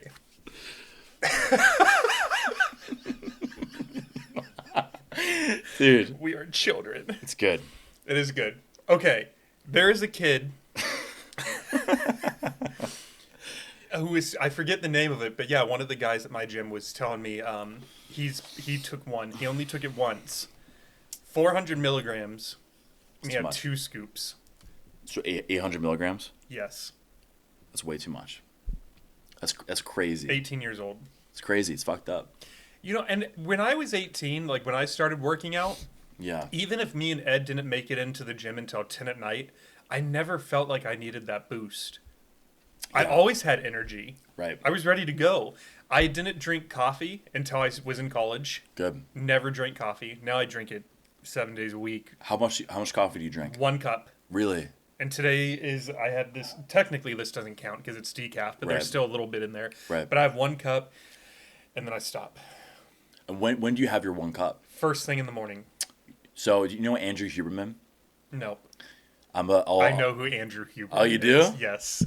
Okay, I don't know, man. I was being sarcastic. Oh, okay, got you. Because he has a podcast. I know Drew. You know Drew personally? I probably don't know whatever you're about to reference, but I know of him. You know of him? I know of him. My friend actually met him here. Does he live in here? I think he lives in Austin, dude. He went to, what was it called? I think it's Squanch Fitness, dude. Squanch? It's called Squatch Fit. It's called Squanch Fitness, dude. Squanch. It's not, probably not Squanch. That's like Rick and Morty, but. Squash? I think it's Squatch. I think it's Squatch. That'd be cool if there's a squash fitness. Like it's like a squash game. Only big people could go there. Or else you might get squashed. It's like people die. So, all right. So Huberman goes to whatever, the gym. Squash, yeah. Here. And he, one of my friends met him. But that was a tangent. Basically, what I was going to say is what he says is you should wait 90 minutes after waking up to have your coffee. Well, what do you think of that? I disagree. You disagree with Andrew Huberman, dude? Oh, there it is. Squatch Frontier Fitness in Govol. Oh, it looks like Texas. A bunch of CrossFitters. I'm good. I don't blame you, bro. Dude, I'm not my speed. I feel you. You're a bodybuilder, you would say. No, I just lift weights. Fair enough. What was I going to say? So 90 minutes. So he says 90 minutes. You said I don't agree. Thank you. I don't agree. Because then I'm awake already. I don't need it at that point. So why do you take it anyway then? To wake up. I get out. Here's what I do every morning religiously. Let's hear your whole morning routine. It's pretty quick. Okay. 6 a.m. The alarm goes off. 6 a.m. I chug this. When do you go to bed? These days, so the podcast has been keeping me up until about 1 a.m. Really? Yep. Because you're editing or something, or just recording? Editing, recording. We were having technical issues like the camera, so emailing the contacts I have from the software I'm using to report the problem. Apple Podcast was giving us some grief getting published on there, so there was one night I was trying to it's a new problem every night. The thing that I don't mind about it is I've thoroughly enjoyed problem solving. And every night when I accomplished something, like when it finally went live on Apple Podcasts, I felt really good. I was like, sweet. We're one thing closer to being ready to publish on April 1st. Good for you. So I enjoy the process. But that being said, I definitely am more tired than I have been over the last couple weeks because I typically would go to bed between 10 and 11. probably fall asleep within 30 minutes of hitting the mattress. Sure. Whereas these days I'm getting to bed between 1 and 2 pretty consistently. Wow. And then waking up at 6. Still get up at 6. So I get up at 6. Brutal. I That's 5 chug hours. a water bottle. Yep. Okay. I go and piss. I pour a cup of coffee. I get the dog out of his crate. Uh-huh. I get the computer. Uh-huh. We get back in bed with the computer, the dog, and the coffee. Really? And the first hour of my day is working on the podcast and drinking Really? that coffee. Good for you, man. Then we That's- leave the cell phone home, and me and the dog, with only keys in a bag, we go Yeah. for a 30 to 35-minute walk. No technology. I love it, Just bro. us and nature. That's beautiful. Get back home, make a smoothie with protein powder, Nice. athletic greens, Nice. almond butter, almond milk, Nice. vitamin D, some fruit, some ice, blend that up, fire up the work computer, Perfect. and get the day started. Nice. I love it. Fuck that, Andrew Huberman. So if I did what he said, Hey, you're calling it, dude. He has a big podcast, bro. He'll come after you. that's fine. You're I'd okay be with honored. I'd be honored He at the knocked at your spotlight. door. You know how many listeners I would get if You would get a Andrew lot. Huberman, everyone would want to know what we're talking about. Come here, Andrew. Come on, Drew. Come on, Drew. No, he's very smart. The little bit I've listened to him, anything he nerd. says, I'm sure it's probably accurate. But for me, it's like a tradition. You wake up and you get to start with that hot cup of coffee. You like it's it. a little chilly outside. Sure. You feel it in your belly. Sure, yeah, You're yeah. editing your podcast. Yeah. Your dog's licking your toes. You know? Right. I got tongue on my toes and coffee in my mouth. Tongue on your toes and coffee in your mouth. You should do the OnlyFans, bro. I will. All right, your morning routine. What's it look? Do you have a morning routine? Yeah, I do. I mean, what? Nothing. I was thinking about that belch. Oh, the belch, the direct hit. The direct hit. I was like, ah. Well, bro, I just want to say, man, Man. tangent from the belch is, I think it's great that you spend your morning doing that. Like you're staying up late, and you're in the morning doing this as well. Again, that's why you're gonna be big, bro. Is because you're working your ass off on this. Thank you. So I think it's awesome. My morning routine is I wake up, I don't touch my fucking phone. I can't. If I touch my phone, because one of the first things that you get your dopamine with in the morning, so if you wake up and look at your phone, it floods all your dopamine because you're looking at all the notifications that you got. Then your whole day, or at least this is I can talk personally, my whole day is I'm looking at my. Thank you. I was almost going to do it again. Are you serious, dude? I would have ended this, bro. And I know I'm not ready yet. We're only through question number 6, and I have 35. Are you serious? We're You're not going to go 35? through all of them. Good for you, dude. This guy, you created 35 questions? Yeah. I'm honored. Actually, we went over more than 6 because we're sort of bouncing around. Oh, okay. All right, so you don't check your phone.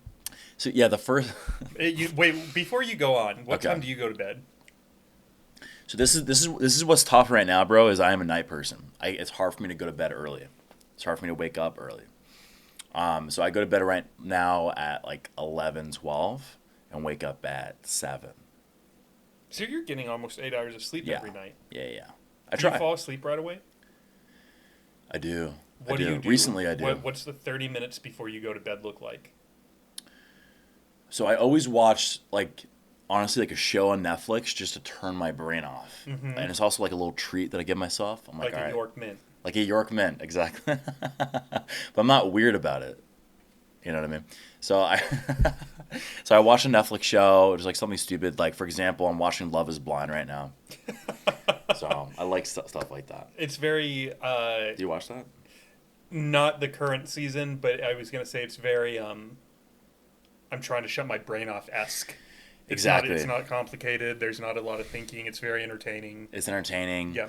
But it's important to be, like, I'm mindful of it, because if I'm about to go to sleep, one of the worst things that you can do is listen to, like, a reality show. Because reality TV is some of the lowest energy that you can possibly expose yourself to.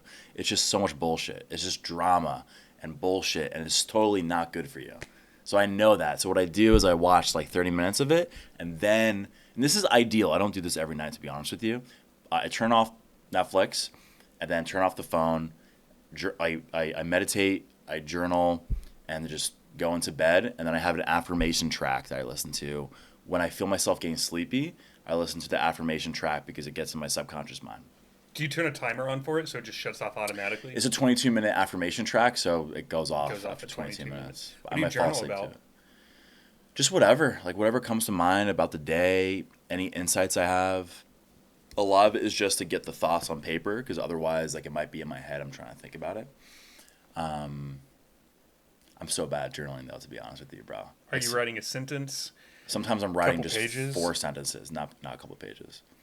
I'm bad with like journaling. Do you use any kind of prompts or do you just go? I just go. I write one sentence at top, like today was a good day. Or today, just so I remember it, or today was terrible. Like I went on David's podcast. It's terrible.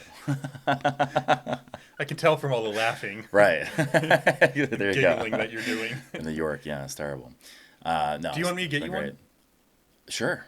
You want a York? Yeah, as long as you have it with me, bro. Let's have your second one. I already have mine. Have your second one, bro. Mm-mm. Come on, man. I can't break tradition. Good for you. And you put it in the freezer. Yeah. Okay. Let's see what all the hype is about. I'm not crazy. I don't eat them room temperature. Then I'll tell you. All right. Then I'll tell you. Oh, he wants one, bro. You want a treat? You want a treat? Dude, your dog is like the best. Like his energy is so on point.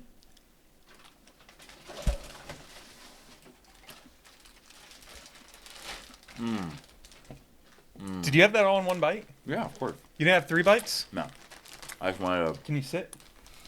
Sit. Bro, you can tell he meditates or some shit. Like his vibe is really good. He's very calm. He's very calm. Was he a rescue? Yep.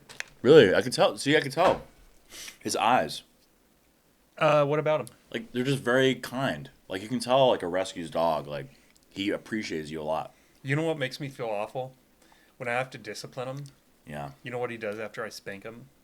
What does he do? He puts his paws on my chest. He climbs up onto my chest. No way, dude. And he puts his head in my beard. No way, dude. Are you serious? It's his way of, like, saying sorry. I'm sorry, Daddy. Rescue. I'm sorry that I shit on the power cord while you were out partying. It was St. Patty's Day. He actually did that? I took him for an hour-long walk, and he Wow. didn't shit. Really? I took him for an hour, Spencer. And when does he usually shit?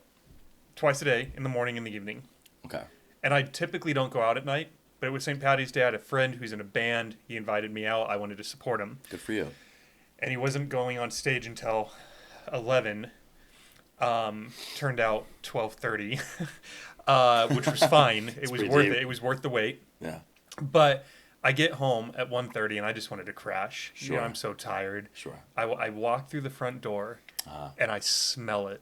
You knew right away. And I think, no problem. I'll get a bag. I'll get the carpet cleaner. I'm looking around for it. And he looks like he walked over the power strip where all of this is plugged into and put one leg on either side of it. And he shat Really? on top of the power strip. Like he was giving birth? I was furious. Really? Because I had to unplug every single thing and take bleach wipes and, like, cleaning out the little prongs that go in the holes. Oh, my God, dude. That's so crazy that he chose that spot. So I spanked him, and then he went off to his crate. You're such a... That's so Christian of you, I feel like. Spare the rod. What does that mean? Don't spare the rod. Don't spare the rod? I don't know what that means. It means if you don't discipline your kids, they'll grow up to be little heathens. Wow, Christianity's interesting, dude. You beat your children. Right. Right. And then he goes into his crate. I'm done cleaning up the shit. I get in bed. I forgot to close his crate door. Yeah. So then he comes walking into the room, jumps up on my chest, and lays down next to me. It's like 2:15 in the morning at this point. I'm like, you know what? I'm not even going to put him in bed. I'm just going to let him stay here to make up for spanking him. So he got to sleep in my bed on St. Patty's Day. That's beautiful, bro. That's fucking beautiful. Thanks. Yeah. Do you have a pet? I had one at home, but you know what's crazy, man, is I had New York? In New York. Which is interesting. I still call that home. I don't even mean to do that. But I had a rescue dog named Macy when I was growing up. And she was the best, bro. I'm telling you, rescue dogs are the best. And what she would do is something similar, is she would jump on me and put her paws on, like and actually give me a hug. She'd put her head like right here. Aww. We like that. She was like a little human. He sits on my lap every night. Does he? We'll get in that recliner, turn on Netflix just like you do. Yeah. Put that bitch up. There you go. He The jumps lazy in boy. between my legs. I throw Beautiful. a blanket over him. Yeah. And then he starts snoring. Really? That's so cute, It's dude. the perfect way to look at this guy, man. I know, Look how he he's- just stares at me. He loves you, bro. It's really annoying. See what he's doing right now? He loves you. He does that all day. Really? I'll be sitting here trying to focus, and he'll be sitting right there, I was just staring at it. It's a good stare, dude. for an hour. For an hour, really. I'm like, dude, don't you have something better to be doing with your time right now? Dude, I kind of want him. You can take him. Really? Yeah. Okay. So I'll give you the coin. The coin for the dog. Yeah. I don't even like this dog. Dude, he's just like... He loves you, bro. I think his head is disproportional to his body. I think he's a little overweight, to be honest. What? That's a personal trend. Dude, I told you right when I got in here, I'm like, he's a little large. I didn't want to offend you. I thought you Clearly were just saying like a large dog, not like you were fat shaming Oh, him. no. I wouldn't say I was fat shaming your dog, dude. Why do you think he's overweight? What do I think he's overweight? Yeah. If You just say some shit like, because he is. No, I'm not gonna say How that. do you talk to your trainers? As a Or trainer, to your how do you talk to your client? it's like so. What I would say is I have to see it. What kind of dog is he? We don't know. You don't know. So I'd have to see like a normal picture of what a normal version of this I dog think looks. 8 dogs, 8 different breeds, all hooked up. Oh, they all And had an then, orgy. So 4 babies were had, and then those 4 babies all hooked up. Well, like 2 and 2. So you know? incest. And then they had babies. Right. Then those babies met and had a dog, Right. and Thad was born. So he's a product of incest. Because I really think he's Ridgeback, Pitbull, Chihuahua, Min Pin, Dachshund. Really? I see all of this in him. I can see that. His colors, his mannerisms, his weight, how he herds other dogs at the dog park. One guy who's a cow herding dog trainer, he was like, yeah, he definitely has some herder in him. Right. I was like, how do you know that? And he's like, because he's herding the dogs. Oh. And there you go. There you go. Yeah, Connected the great. dots there. It's like, sir, who are you? Who are you? It's like, I'm an expert. The dog whisperer. It's like, tss. I actually want to have a dog expert on the show, but I don't know what to Should. call them. You don't know what to call them? Because I don't want like a vet. I want someone who I can ask questions about what he thinks about. A dog psychologist? A dog psychologist, yeah. Like someone who specializes in dog thinking. Right, who is that? Go, dude, I don't know. Google it. Be like, Oh, person who specializes. Dude, it's Austin, Texas. You're going to find somebody I will who does find that. them. For real. I had a guy on who wants me to find someone. He wants to come back, and he wants me to get a third mic, which I will do. And he Sure. wants me to find someone that can interpret dreams. Yes. Yes. Dude, I know people. You know dream interpreters? Yeah. I mean, Here. not officially, but I know like people who are so into it who have calls every week where they interpret dreams. What do you think of dreams? Do you think that? I don't give them much weight. If I think Really? it's interesting, I'll journal about it the first thing in the morning because I want to try to remember it. Right. And you can't. Your brain disposes that file. Yeah. So if you don't write it down, it's gone. Yep. At least for most people. Yep. I love my dreams, but I don't think anything about them. Really? Yeah. The only ones that bother me is, it's actually funny, the night of the podcast where we were talking about dreams, we probably talked about it for a good 20 or 30 minutes. Like, it took up a bulk of the episode. And that night I had a dream I was going to die. I didn't like it very much. Walk me through that, dude. So you had a dream that you were going to die. You I don't it? remember a lot of specifics because I intentionally didn't write it down, but I remember waking up at 4 a.m, didn't want to go back to bed, so I just got up and got my day started. Because I didn't want to have it again. I just got up and got my day started after dreaming that I was going to die. I'm going to die soon. May as well get some stuff done. What's your? I mean, I give you a memento mori coin. What's your thoughts on death? What do On you think? death? Yeah, We talked about this already. tell me more. More. Did we talk about? What do you mean? We talked about this We already? talked about. Oh, was that off camera? Maybe when we were talking about Did we talk heaven or about death? hell, and I was in the parking lot, and Yeah, yeah. But I feel like that's not like. What do you think happens? So you think that we go to heaven or hell? I think that there's probably something afterwards. Yeah, Like a heaven or just in some general? sort of paradise, Really? some sort of. I. I don't think we start over again. You know how some people will say, "Oh, in a past life, maybe I was a lawyer," because they did something lawyer-esque. I don't think we're just reborn into Earth. Can I tell you what I think? I was gonna, yes, please. So I think this is what I know. I know this. Can I pee real quick? Sure. Don't forget. All right. Okay. Go ahead. I'll keep I'll keep the audience. Are you pausing it or just? Nope. All right. See if I know any jokes. I don't. So, no jokes, but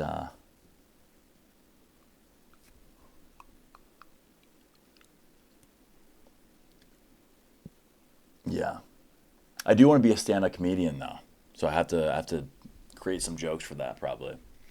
I think the main thing is I have like characters that I can do, you know. So like there's like an Italian guy, so I could do like an Italian guy. It's like, hey, how you doing? You know, something like that. Hey, how you doing? You from around here? Like stuff like that. I want to do like knock knock jokes or anything. So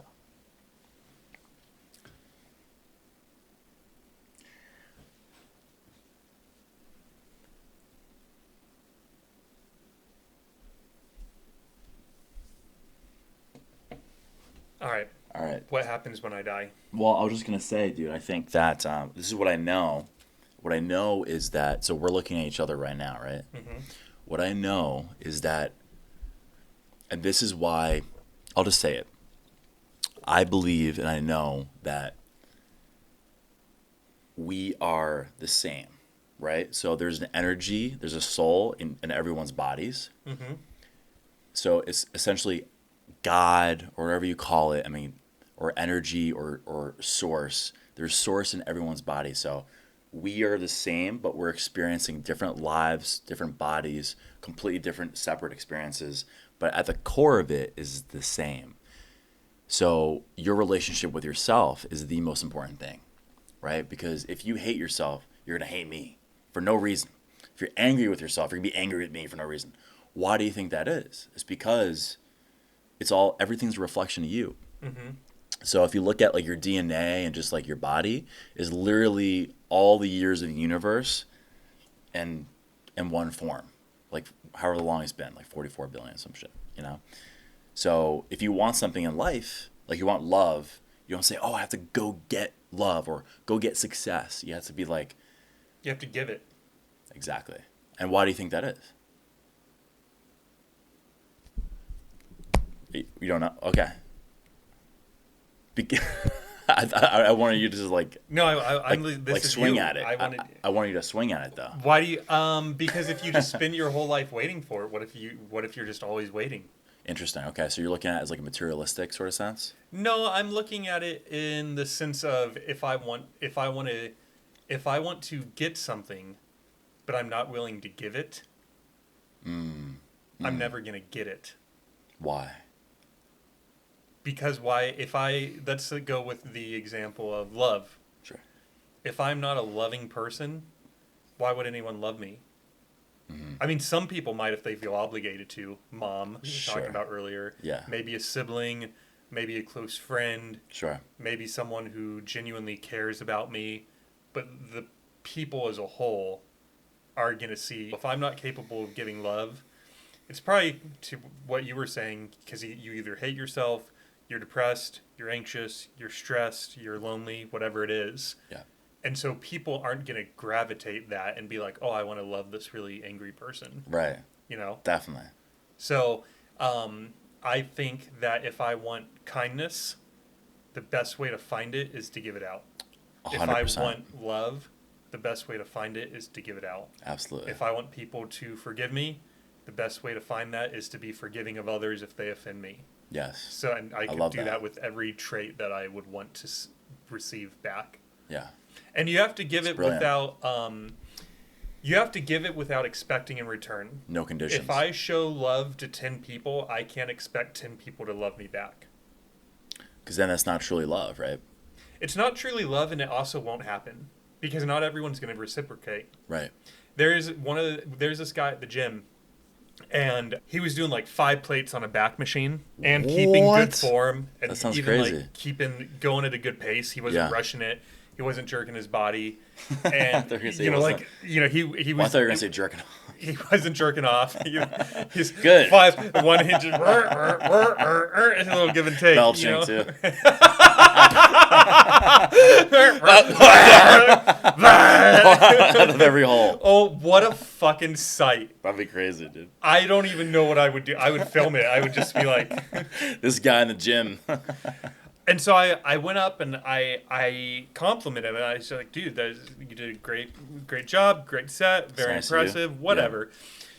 We had a 5-minute conversation about back workouts, technique, shook hands, exchanged names, parted ways. I finished my workout, went to the locker room, did my 20 minutes in the sauna. On my way out, I saw him. I thought I'll walk over, I'll say goodbye, ask him what he's doing with his weekend because it's a Friday. Right.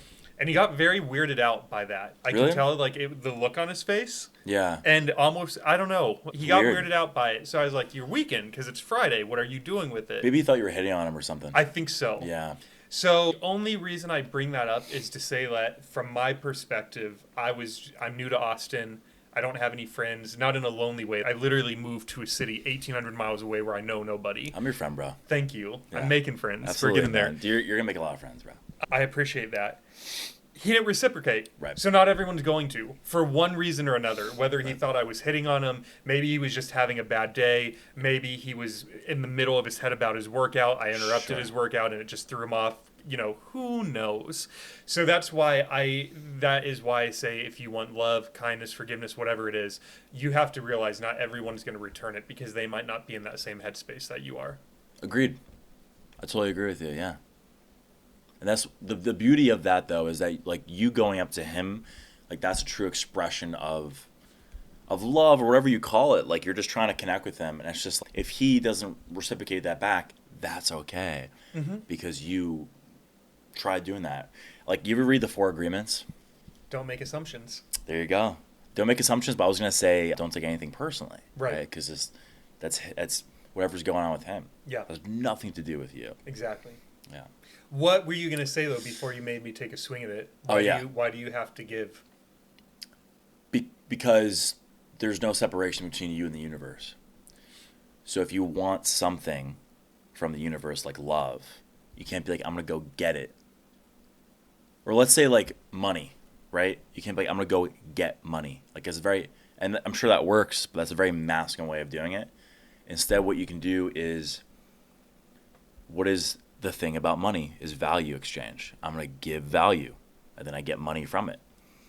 Or love is, I think about love, I feel love. You know what that's going to do? It's going to attract love because you are the universe. So I know this is deep as fuck, but everything all right? Yep, I'm trying to find a quote for you that has to do with this. So that's what I believe. And I know it, man. I mean, I've taken psychedelics, and I'm telling you, man, it's a thing. We'll get back to your psychedelics in a second. There's this quote I heard. I don't think this is...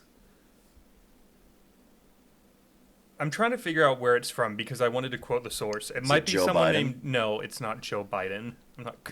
Did you just say Joe Biden? Yeah. No, Joe Byron? I'm not about to quote the president as we're talking about why you need to give love in order to get love.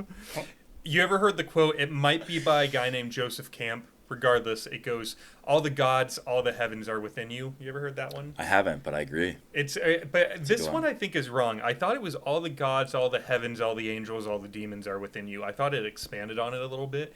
Why do you agree with that? Because I think I know it to be true. I know it to be true, man. Like, self-love is the most healing thing that you can do.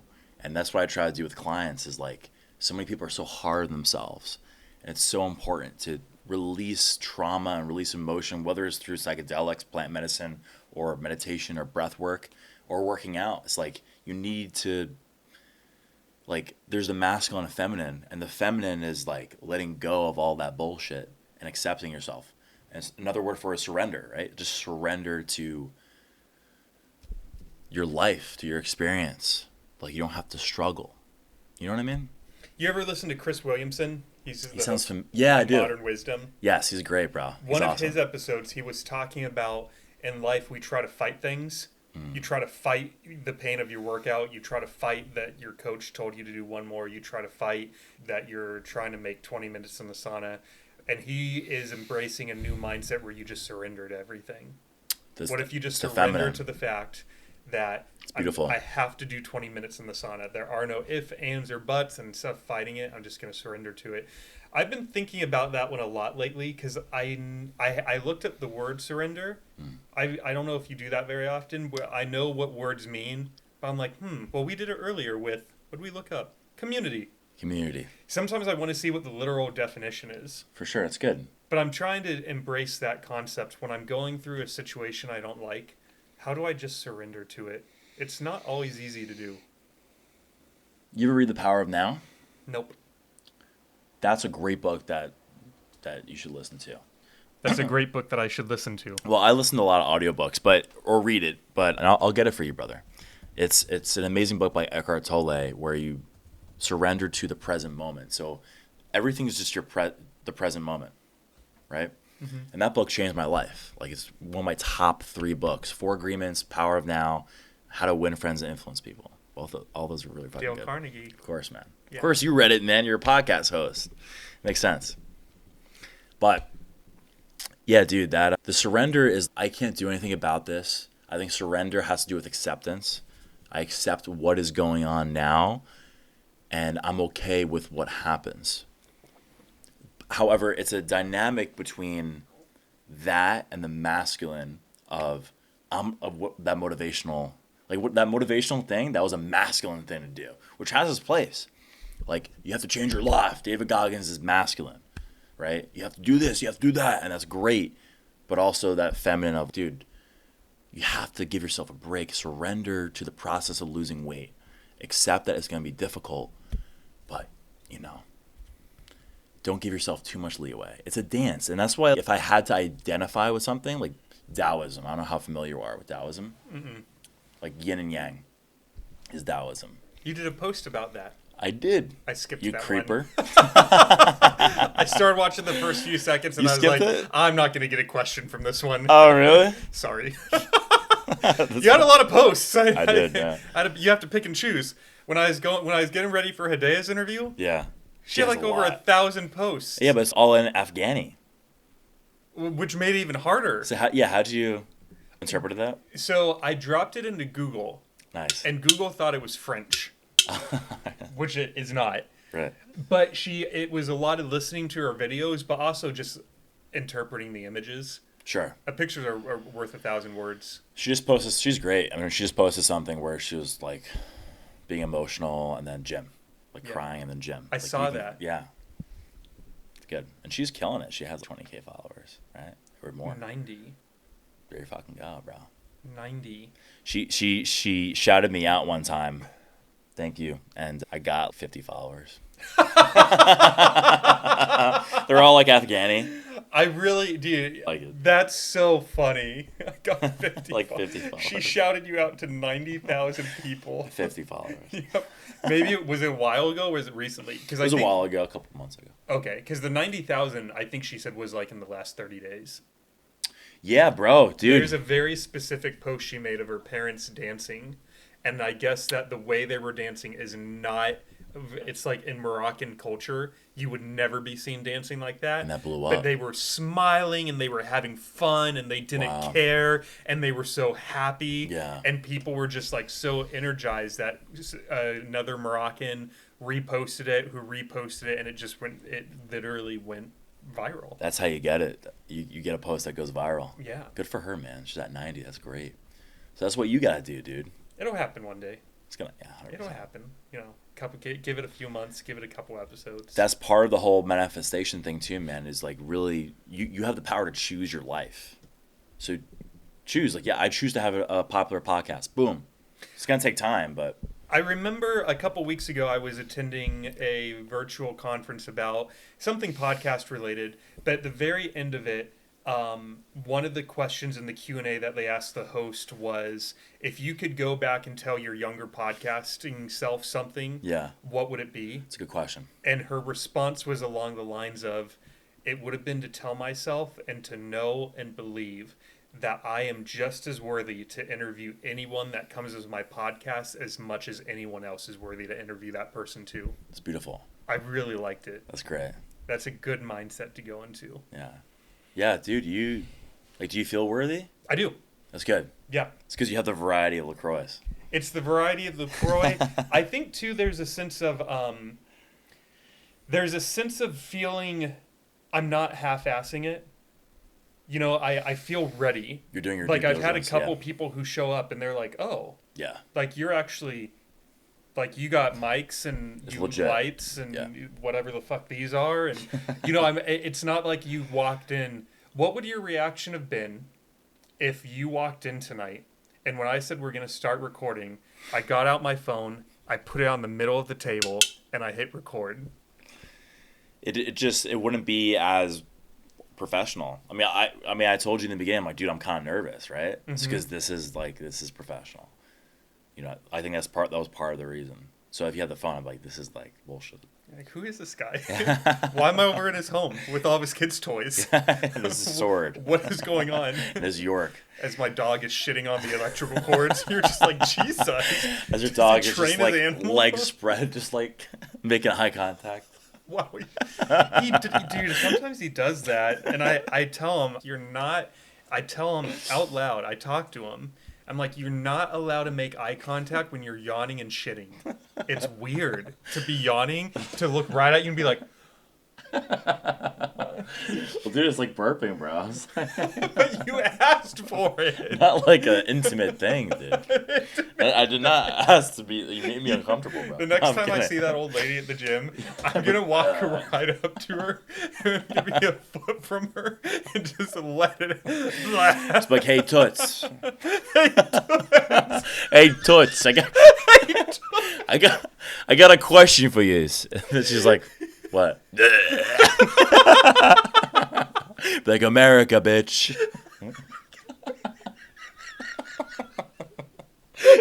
She'd be like, oh my lord. She'd probably die.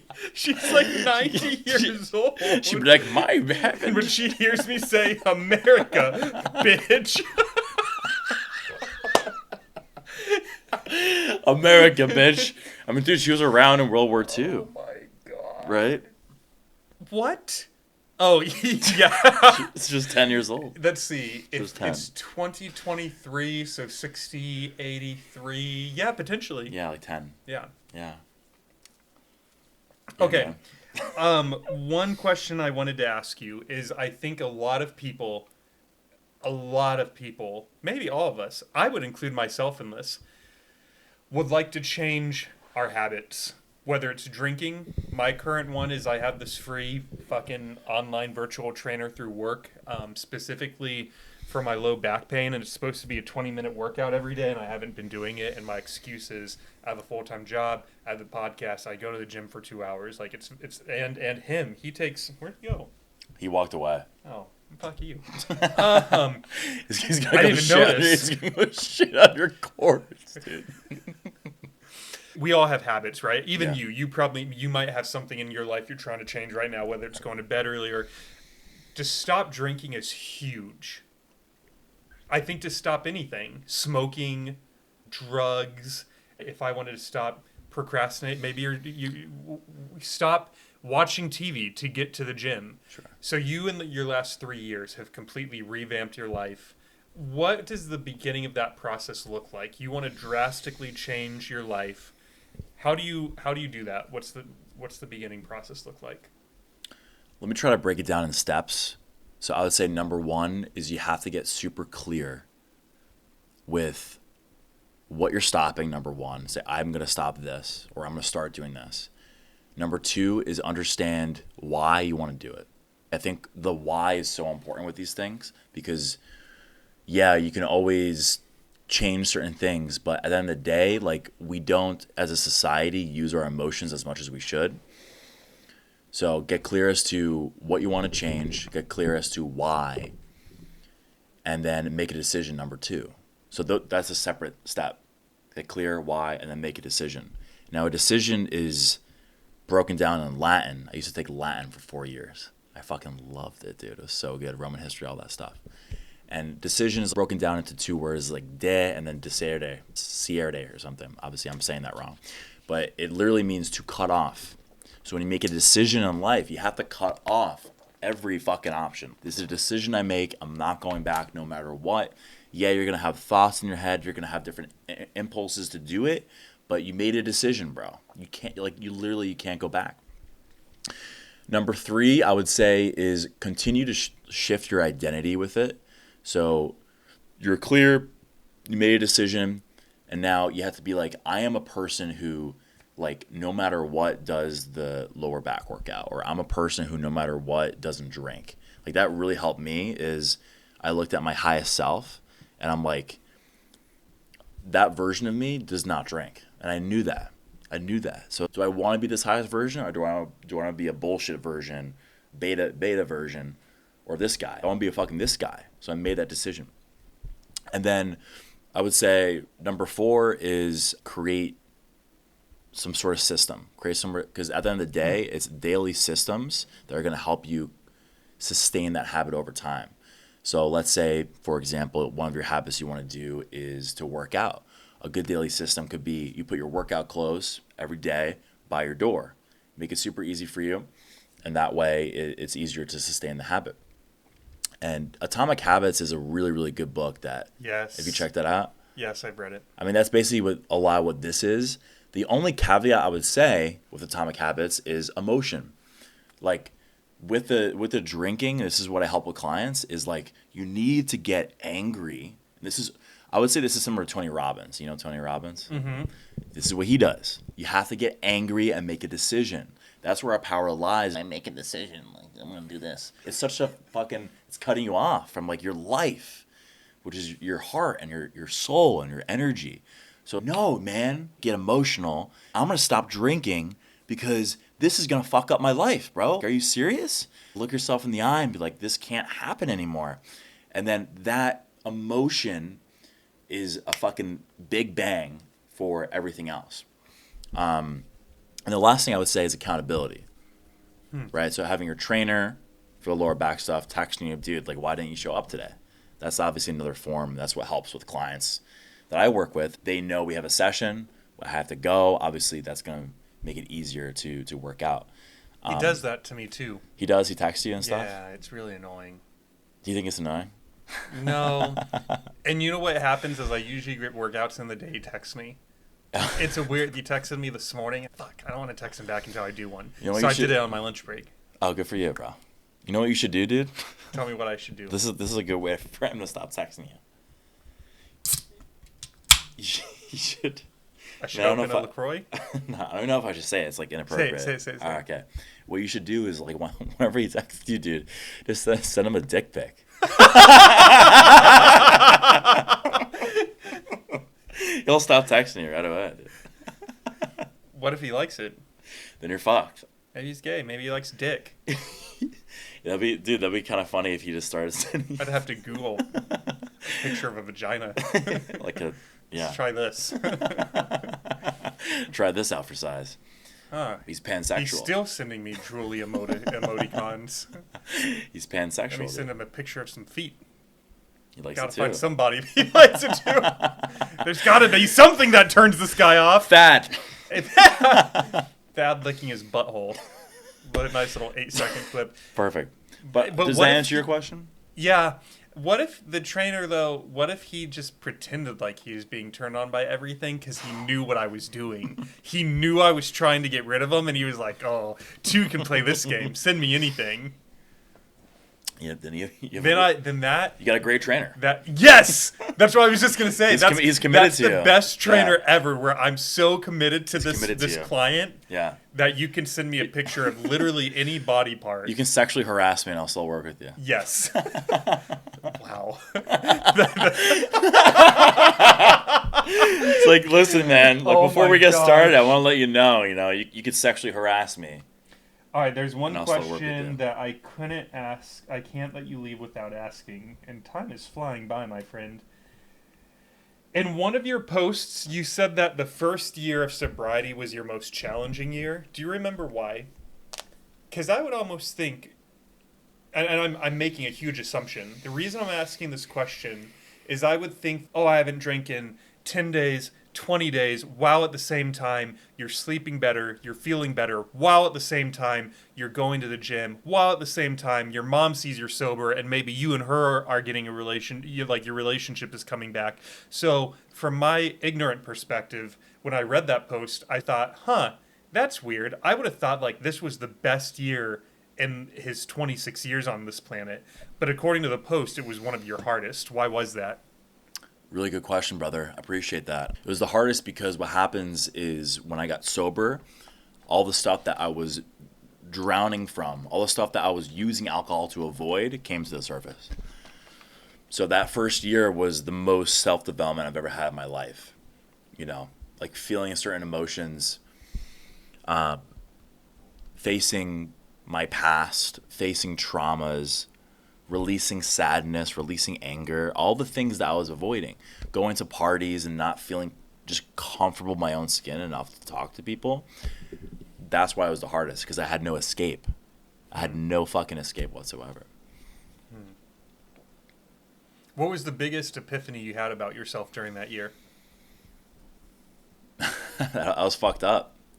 That's probably one of the biggest epiphanies. But, bro, like, the self-development I had in the past 3 years, like, I feel, dude, it's incredible. It really is, because I feel so, like, I'm not relying on anything. Like, I can go to a party and talk to people. I am confident in myself. I am, like, able to inspire and connect with people, and I don't need alcohol. Also, one of the biggest things was dating. I would literally, like, always on a date, I would drink, and then, maybe we would have sex or something. But, like, being sober is I'm actually connecting with this woman. I'm respecting her. And my first relationship sober was, like, honestly, bro, I felt like I was 16. That ended 6 months ago or so. But that relationship, like, I felt love for her. I respected her. And I'm like, dude, I've never experienced that before, because I was always drunk, dude. Like, in all relationships, I was fucked up, doing stupid stuff. So it's funny you bring that up. I always say we, and I think it's dude, you have a because team. I think it's because I'm thinking of Thad. Yeah, my co-producer. We had That's a 15-year-old on the podcast. Really? Killer episode. He crushed it. Good for him. And we were talking about the fact that he wanted to kiss this girl that he was cuddling with, and she wouldn't because he was drunk at the time. And I told him, I was like, you should try to do that again, like try to recreate that situation, sober, but do it sober. Yeah. Because 1, then she might let you, but right. 2, then you can just do everything like naturally, and Yeah. you're not relying on any like a crutch of any sort. Definitely. But I hope he listened, man. I hope he finds like that courage, because I think he did what a lot of us do, which he was looking for that liquid courage, and then it backfired on him. Yeah. Because she wouldn't let him near her. She's a good girl. Yeah, I think so too. You know what I mean? I like that. I like that she won it. Yeah, she's a because keeper. he was drunk. I thought that was funny. Yeah, definitely a keeper. And intuitive of her. Intuitive, and she's young. That's good. Yeah. I mean, she might not be young. We're just assuming she's like she's young 32. because he's 15, but maybe she's 32. Say, hey, I know you're my gross. mom's friend. Let's say 18 or 17. Whatever age, so nothing illegal is being done. 18. 18, okay. Or maybe 7. It's probably 17. Probably 18. She's Texas. probably 15 as well. All right, let's move on, dude. All right, move on. No, but dude, I think that's really important because a big thing for dudes is like that rejection sensitivity, which I had to get over as well. As you need to drink to approach a girl, right?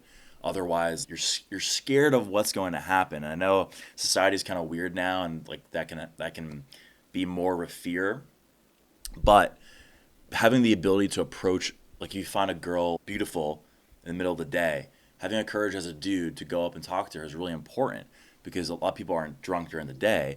So it's, going up and talking to her is important because it's like, if you don't feel like the skill to do that, like you don't feel good as a man. And maybe I'm just talking personally, but like developing that skill, and I still get nervous. Like if there's a pretty girl, like I'll get butterflies, but that's what's great about it. It's life.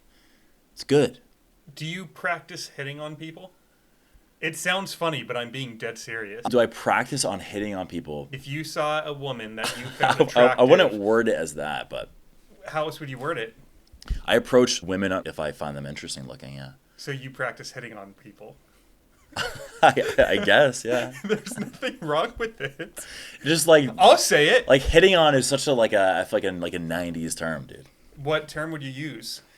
Would you practice such a 90s term? I can be so old school sometimes. How would you say it? Would you practice dropping a line on someone? Well, like dropping a line. Dropping a line. Hey, Toots. Can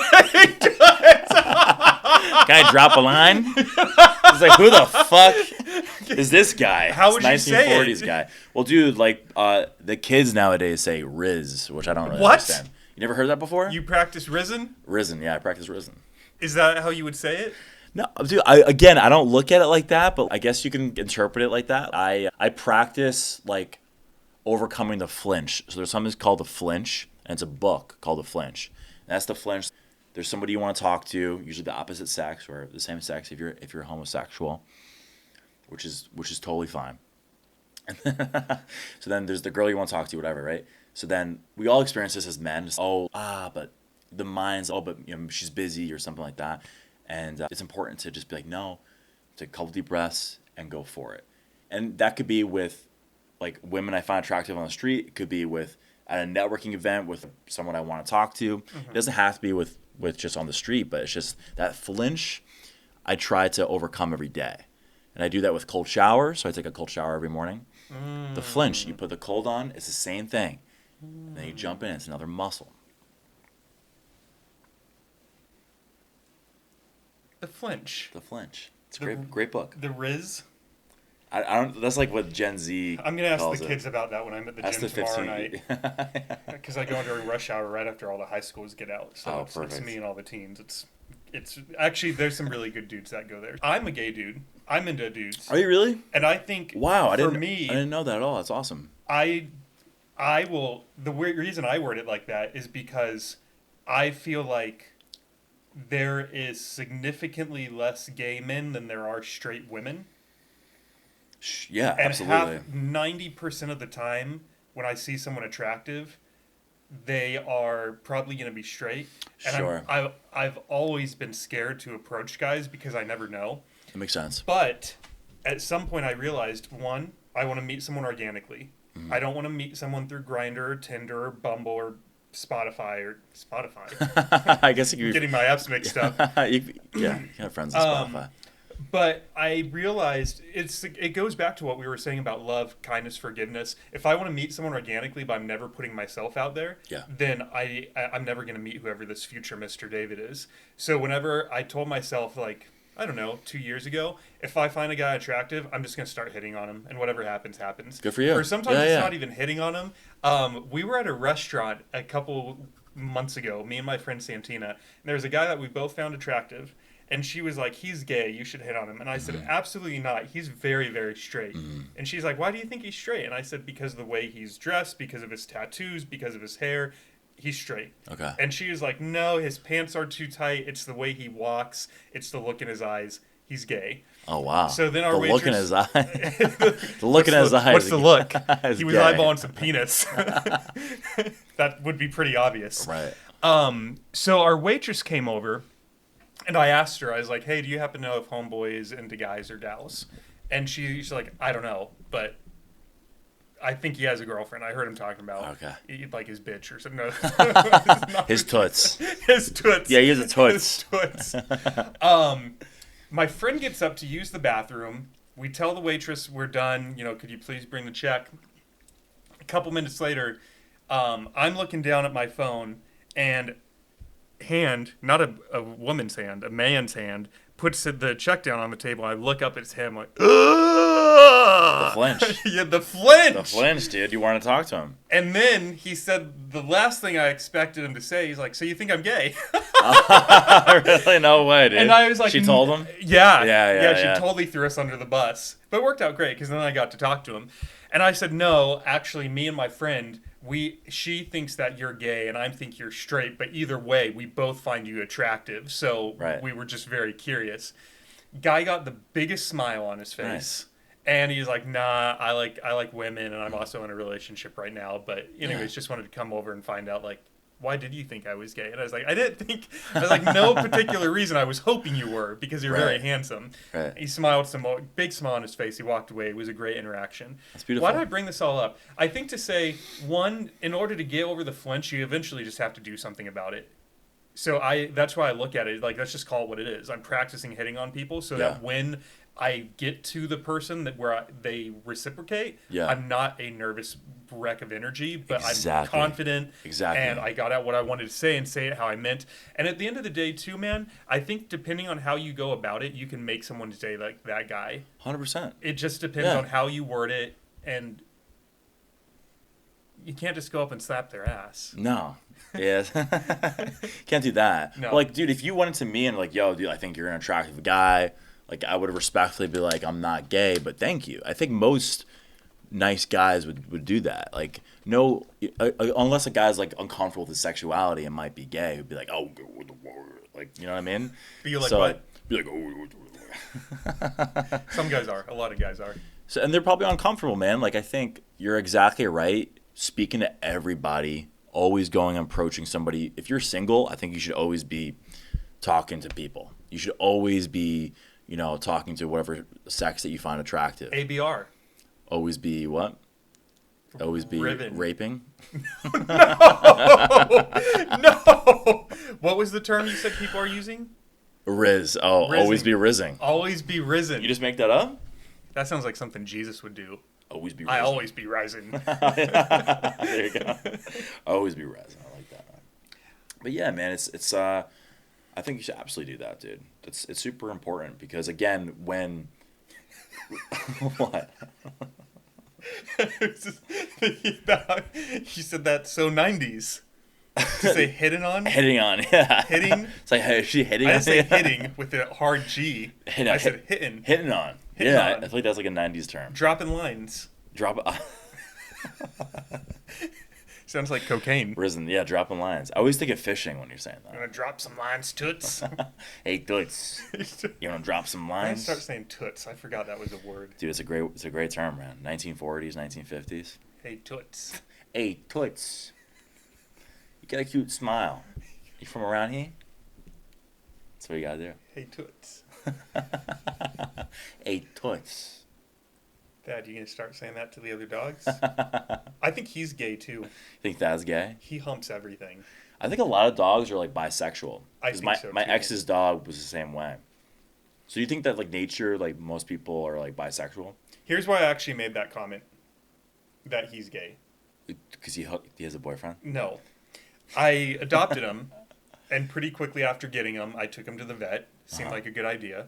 Yeah. And so they did the whole physical. And at one point, she got out the thermometer. Is that what you call it? What's the thing you take temperatures with? Thermometer. Yeah. Yeah. I got out the thermometer. She got out the thermometer. Oh, I know what you were going to say. You And put she up was his like, butthole. yeah. And he liked She was it? like, typically dogs hate this. So can you like comfort him and hug him and pet him? And I said, sure. So I leaned down on the ground. I'm petting him on his head. I'm like, Right. it's going to be okay, Thad. She takes that thermometer. She fucking stuck that thing in there. And his tail just went. Really? Wow. He loved it. Might be gay. So you know what I did on the way home? You brought him to like a gay bar? No. I bought a bunch of thermometers. Did And now you? every night I'm kidding. Every night we take his temperature. we take his temperature. Come here, Dad. Don't come here. Stay over there. That's why he shits all the time. I don't even know where he is. Good. He's probably in bed. He's shitting. All right. Spencer, this has been fun. Yeah, man. It's been fun. This is an honor, and I hope to come back again. And maybe we can work out before next one. We gonna do a part 2? Let's do a fucking part. If the people want it, man. If the people want it. I don't care if the people want it. We're doing a part 2. We're doing a fucking part 2, man. If people wanted to find you to potentially train with you, where can they get a hold of you? What's the best way? So you can find me. Instagram is Spencer Dillon, SpencerDylan. You can do freedomfitness.com, which is FRIEDOM fitness.com. You can email me, freedomfitness@gmail.com. And I'm open to answer any questions as well if you just want to ask questions. And you are taking both in-person clients here in Austin, Texas, but also virtual clients as well. So essentially anywhere, right? Correct. Mostly online clients. The in-person is almost pretty much tapped out. But if you're interested, let me know. Open book. But if you're trying to change your life, you're trying to change your fitness, and things I've said tonight with the masculine, feminine, and transforming your life has resonated with you, then reach out to me. We can chat, see how I can help you.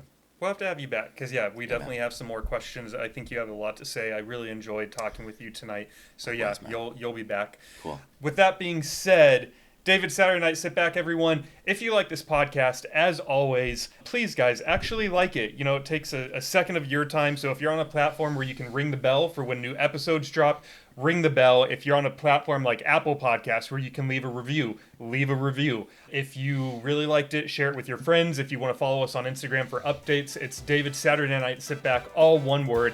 If you're in Austin and you're interested in being a guest on the show, you can either slide into the DMs or you can email me sitbackwithdavid@yahoo.com. And last but not least, if you are a mega fan of the episode and you really want to support us, go to patreon.com/sitbackwithdavid. Woo! That was a good one. It's a good one, man. Spencer, thank you so much for showing up tonight. Thanks for having me. Thank you for being here. Appreciate Everyone, have a great Saturday night. Stay healthy, stay happy. We will see you next Saturday for another episode.